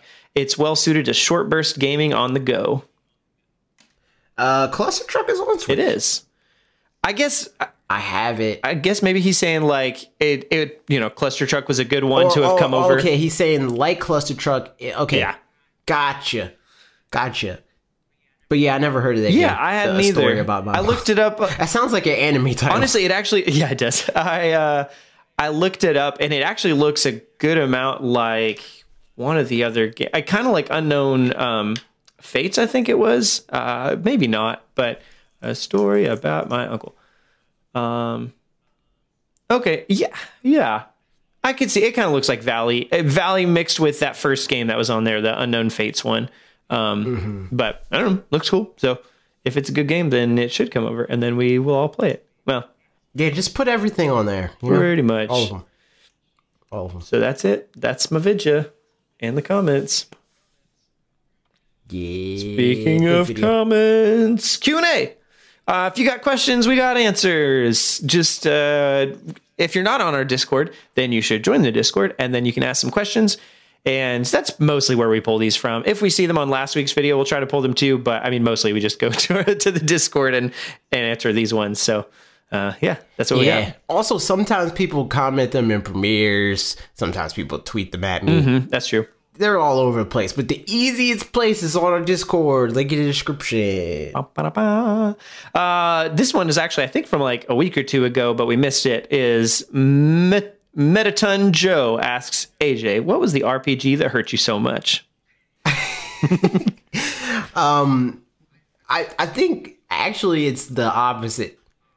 Because the first RPG that I played was Pokemon, and Pokemon is like RPG light, where it's like it doesn't get too deep in the weeds of it all, of all the RPG tropes, and I just expect it to respect my time and patience like Pokemon tends to, in comparison to other RPGs, and they don't. So they don't land with me because I don't find it fun to like, okay, this is the level, I gotta find this dude so he can tell me that I can progress. You know, like that's just not interesting. Out of curiosity, how much do you care typically? Because like for me, I think RPGs fairly strongly represent just like the fantasy genre, and so that's something that I enjoy that a lot. How much do you care about that in general? Oh yeah, that's another thing. I don't care about Lord of the Rings at all. Okay, yeah. Never seen Harry Potter.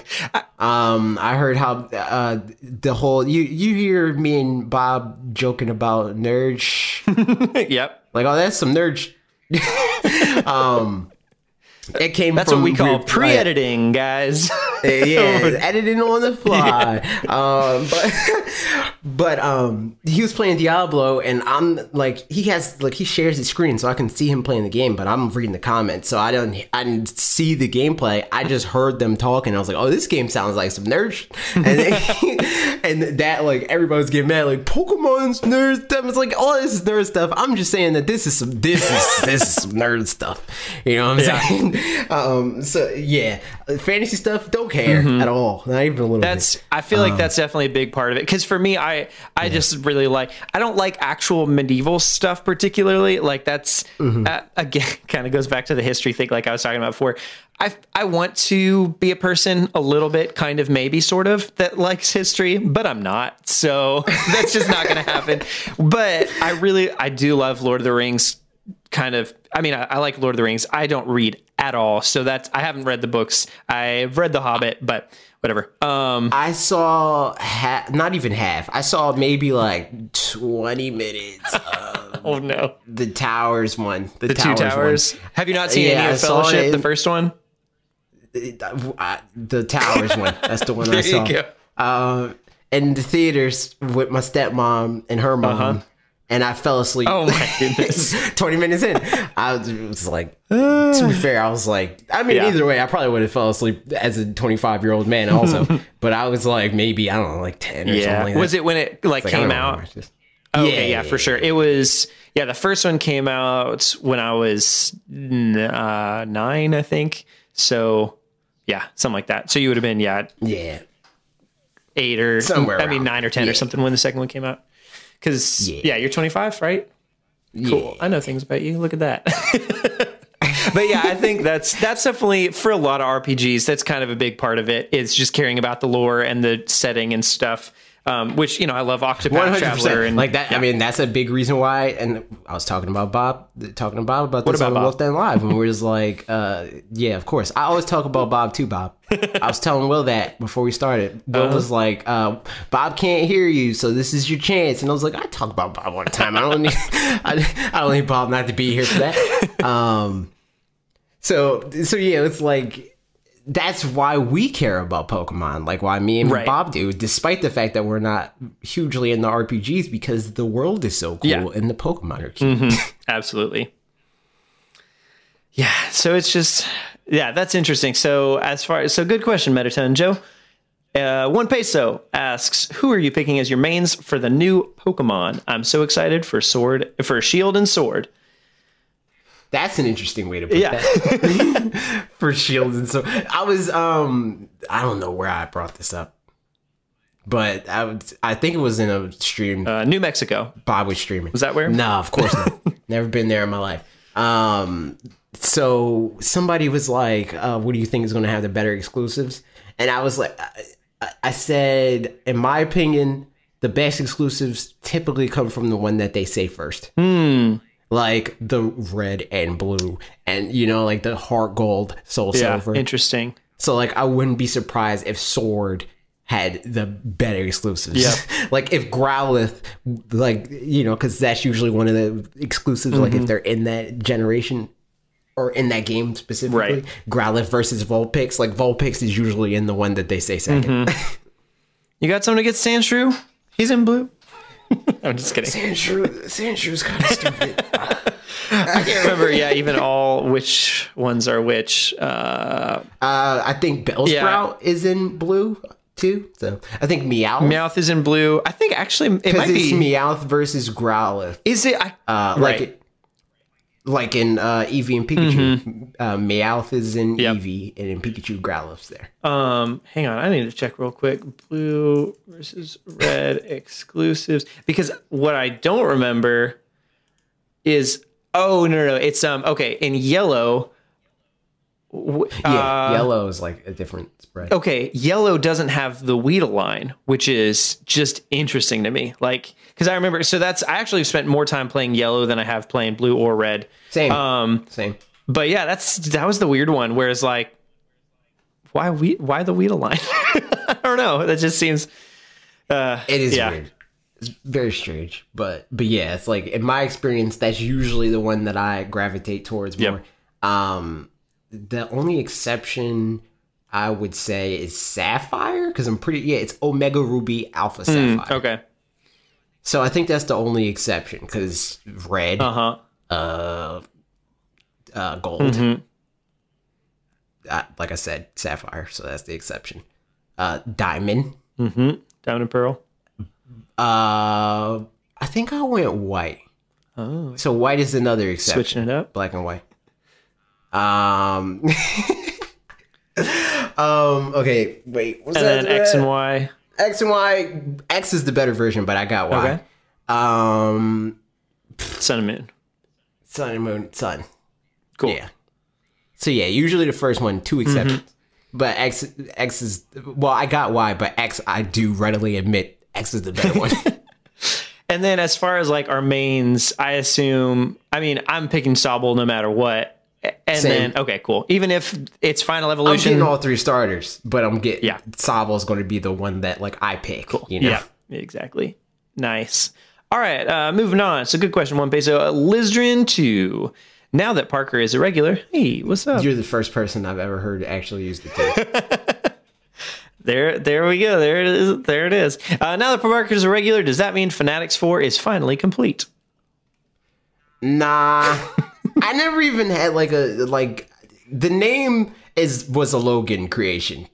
I definitely look at this channel more less like I'd imagine Bob and Will look at the Wolf Den, where it's like, we're the wolves. Yeah, right. You know? And more of like an IGN where it's like, eventually it'll expand and you don't recognize any of the people, but new viewers do, you know?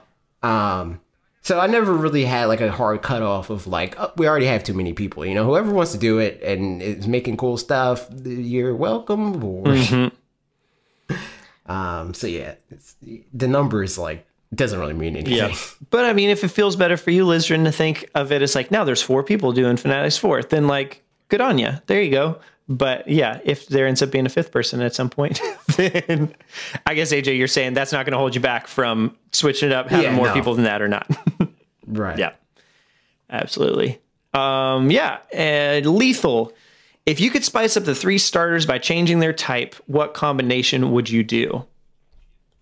I always like the thought that the type combinations circle in on themselves. So like what it looked like was that Gen 6 was going to do that with like Greninja and stuff. You mean like that their second type is also a triangle like their first type is? Yeah, so like the second type of whatever the one that's weak ends up being strong against the thing that it's weak to. So like that would be cool. It kind of does it with No, it like reinforces it with the like Greninja versus Delphox. Because Delphox is part psychic and Greninja's part dark. But like if Greninja was part psychic and Delphox was part dark, and then and you have the grass one being fighting, like that would have been really dope. But they didn't do that. That would be cool. Yeah. I mean, for these ones specifically, do you have any ideas where it looks like they're going to go for their secondary types? I never know with fire, because fire is like they've been liking to pull our chain recently, where it's like, especially last gen, where it's like, he's a wrestler. That means he has to be firefighting. They're like, nah, he's dark. Yeah, right. So in that regard, I don't know. Maybe Fire Steel, just because like, why did his feet sound like that? My thought with him maybe too would be, and this, I don't think some people are saying Fire Electric too, which is I was gonna say maybe even Fire Normal. Like that would be kind of. I think it looks like the only other Fire Normal line is the Pyroar line. And so that would be kind of fun. Yeah, give him an immunity. Which is cool. And then Sobble, do you have any ideas? Water poison. Nice. Maybe I was thinking maybe Ghost, just with especially at the beginning how he's and if like camouflage kinds of stuff, that would be sort of within the Ghost line of that. Right. So that would be cool. And Grookey. I don't know. Rock. Yeah. Grass and rock. So he kills himself. Exactly. Yeah. Yeah.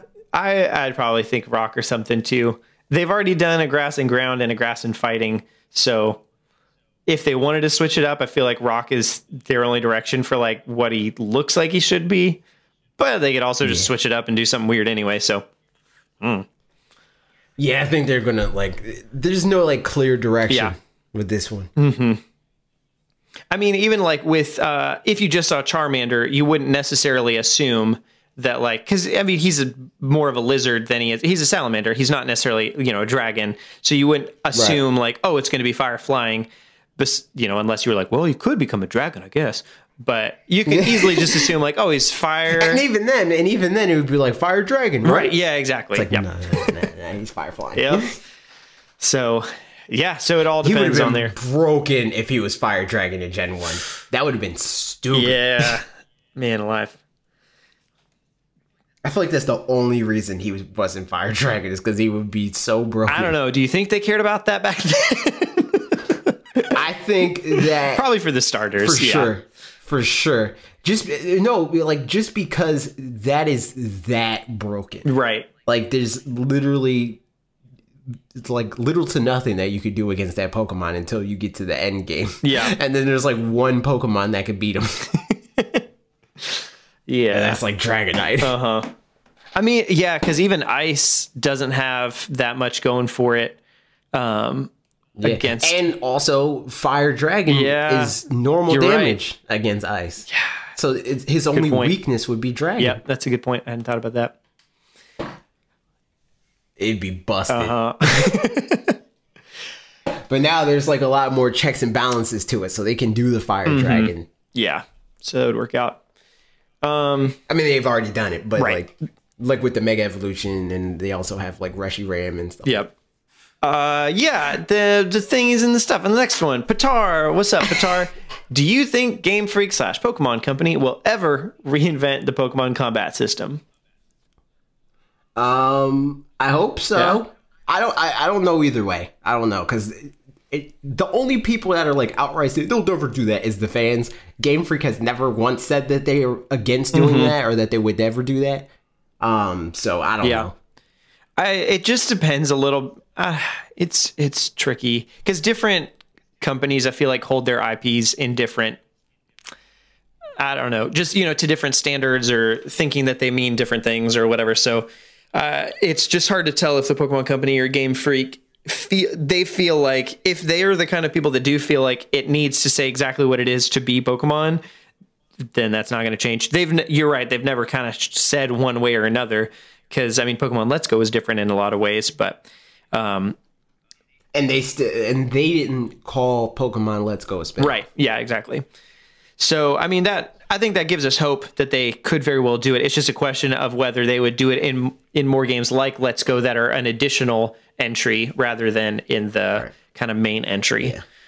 I think they're open to it. I honestly think they're scared to do it. Oh, absolutely. Like, I honestly think that they're scared that the vocal minority that is like, Pokemon's only Pokemon if you're running in grass and you run into a Pokemon, you press A on the strongest attack and then you win. Yeah. I mean, and we talked about how maybe they're going to do it in this game. So maybe they're going to do it in this game. But hopefully we'll see. We will see indeed. And Pitar also asked, what kind of music do you like / play, Parker, and anyone else on the podcast? Music. Yeah. AJ, you talked about last week that you listened to Kendrick Lamar and Chance. Yeah. I told my wife, she was very happy. She saw Childish Gambino over Christmas, and she said it was really, really fun. What kind of music do I like? Various kinds of like progressive metal and stuff are probably my favorite genre. And because that's just a whole lot of fun. But then I also listen to, I don't know, various things like Punch Brothers, and which is more like bluegrass, but kind of progressive bluegrass or whatever, but not. And then I don't really listen to any kind of pop music or anything. Don't listen to much hip hop. I mean, I'm fine with it, but I just don't really go out of my way for it. And that's how I am with music in general. Like there's not much stuff that I'm like, yo, turn that off, unless it's very hip hop specific, where it's like I don't like the mumble rap stuff. Right. But outside of that, I'm not like, oh, this is a rock song, turn it off. You know, like music is music, but a lot of it I don't like seek out. Like I feel like I like seek out like R&B, like pop sort of stuff more than I do hip hop more often, just because it's easier to listen to. But I'm not huge on music as much as I used to be. I mean, and it sounds like those like that kind of music is also better for like just being in the background or not being something that you have to focus on specifically. Right. Whereas most of the stuff that I listen to that's exactly what it is, where it's like, it's just, if you're not paying attention to it, it might sound like, I mean, I don't know. I really like it, but I mean, some bands specifically, in case anybody listens to any of the same things that I do, Plenty and let's see, Silent Planet. They're both really good. Silent Planet's like metalcore kind of stuff, but really, really good. And Punch Brothers are also good. I don't know, a lot of stuff. And then as far as what I play, same kind of stuff ish. I've been in a couple metal bands back in the day, and then had just like my own solo acoustic-ish kinds of things as well. But I haven't had it up on Spotify in a while because it wasn't cost effective, just because no one was really listening to it. So I was paying money for it to be up there for no particular good reason. So I'm sort of working on stuff very slowly these days. But I'll if as time goes on, I'll maybe share more things about that. Depending. I'll make some milestones or something, and if enough people watch one of my videos, maybe I'll say something. There it is. Put it like right before the end card or something, or right after. Yep. So, like, here's the link right here. So yeah, something like that. But yeah, in any case, music's fun. I enjoy it a lot. Music's indeed. Great. Last but not least, Grim Hain had a bunch of questions, so I figured I'd just put them all here together, so that we can... The Grim Hain Power Hour. Exactly what I was about to say. Grim Hain asks, first of all, what do you think the Pokemon Company will replace the drastically inferior Sobble and Grookey with so that the grass and water type starters can even hope to hold a candle to the greatness that is Scorbunny? First of all, how dare you? Second of all, why would they even want to hold a candle to Scorbunny? He's already got fire. Boo! No, how dare you? Scorbunny is the Starbucks of Pokemon. I can feel the Uggs emanating off of Scorbunny. As in UGH, like ugh, or like, or the shoes, like the boots. Okay. Yeah, like the basics one. The basics one. It's just every basic trope that I can associate Score Bunny with. That's what Score Bunny is. Score Bunny is like they definitely put like fire type Pokemon in algorithm. Jesus. And we're like, okay, what's the one that people are going to gravitate to? That's what we're going to make the fire one. The fire is always super safe. Yep. Well, and they're going with the Chinese Zodiac, right? So like I think it had to be, well, if they kept going with it, it had to be a bunny this year, which, whatever. But they could have made it be a little different and better. I mean, it could have been. I'm fine with what the animal is, but the design of them is like super safe. Honestly, there was that fake leak from when Let's Go was coming out that I kind of maybe like that one a little bit better. I don't know if you remember. I don't think I saw it. It was here. Fake fire bunny Pokemon. Okay, if you Google that, anybody who wants to, just Google fake fire bunny Pokemon. Okay, I'm doing it right now. And then you'll see fake some fire bunny Pokemon. It's the one he's got. It's like a white body. Oh yeah. I remember this. I remember the one with the red head. And I don't know. He just. It kind of looks like Victini a little bit. It does. And I mean, it looks a little bit more one-offy. Like it doesn't actually look. I think Score Bunny does look more like a starter compared to this one, whereas this looks more like something that would be. Starters have like a certain look to them. They're very like striking and iconic. But also kind of basic at the same time, where like there's a lot of stuff you can do with it. That's what iconography is. It's like super basic. Like anybody can draw Mickey Mouse, like his outline. That's like the ideal scenarios. Like make it super basic but recognizable. Yep. I just drew Mickey Mouse right now. Bam. I bet. Yeah, look at that. It's real ugly, but there it is. Next up, Grimhane asks us, which of the starters do you think is most likely to end up in Smash? Grookey, because we need another grass Exactly type. What I was going to say. It'd be so stupid if they put another fire or water type, because we already have them. We have 2 water types. We have 2 one grass type and 2 fire types. We need 1 more grass type, and then we got 2. And then just round it all out. Absolutely.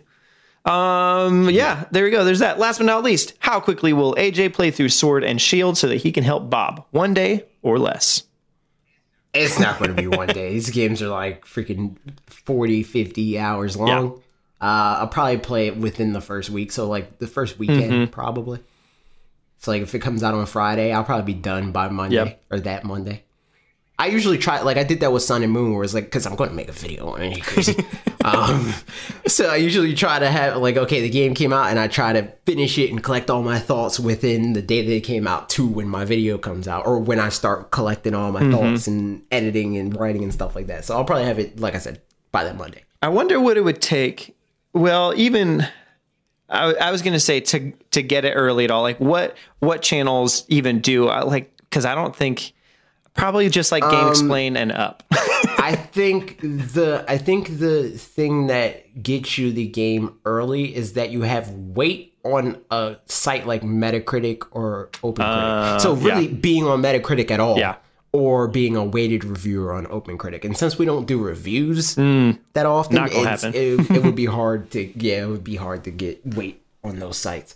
But as far as like being a Nintendo ambassador, because of all the people that leak stuff, and like they're a lot more like strict on that. So like they don't send those things like to the Arlos of the world. Like even though his channel is pretty big, he's not going to get a game early because he's just a brand ambassador. He's not a reviewer. Like that's why, like in a video, if I even mention Pokemon Sword and Shield and they send it to me, I have to say product provided by Nintendo. It has to be disclosure on there, but you never see that on a Game Explain video because they have different standards. Oh, right. Interesting. That's a good point, because I have wondered about that before a little bit, where I'm like, yeah, because I mean, like Arlo, for example, and it always says product provided by Nintendo, but then that they didn't Game Explain, and I was like, these guys are skirting the rules. And like the IGNs of the world, like they don't do it either because they have different standards. Interesting. But that's all the questions we got for this week. That's it. The end. That was the I hope you enjoyed this episode of Pokemon to you. we'll see you next week when it'll probably be less Pokemon and therefore worse. But you should like, comment, and subscribe anyway, and share with a friend. If your friend likes Pokemon or podcasts about Pokemon, you should send this to your friend and tell them, hey, you should listen to this when you're mowing the lawn or whatever. I'm probably going to try to get this up earlier. Okay. But that depends on my brain energy and whether or not I come up with a thumbnail I don't hate.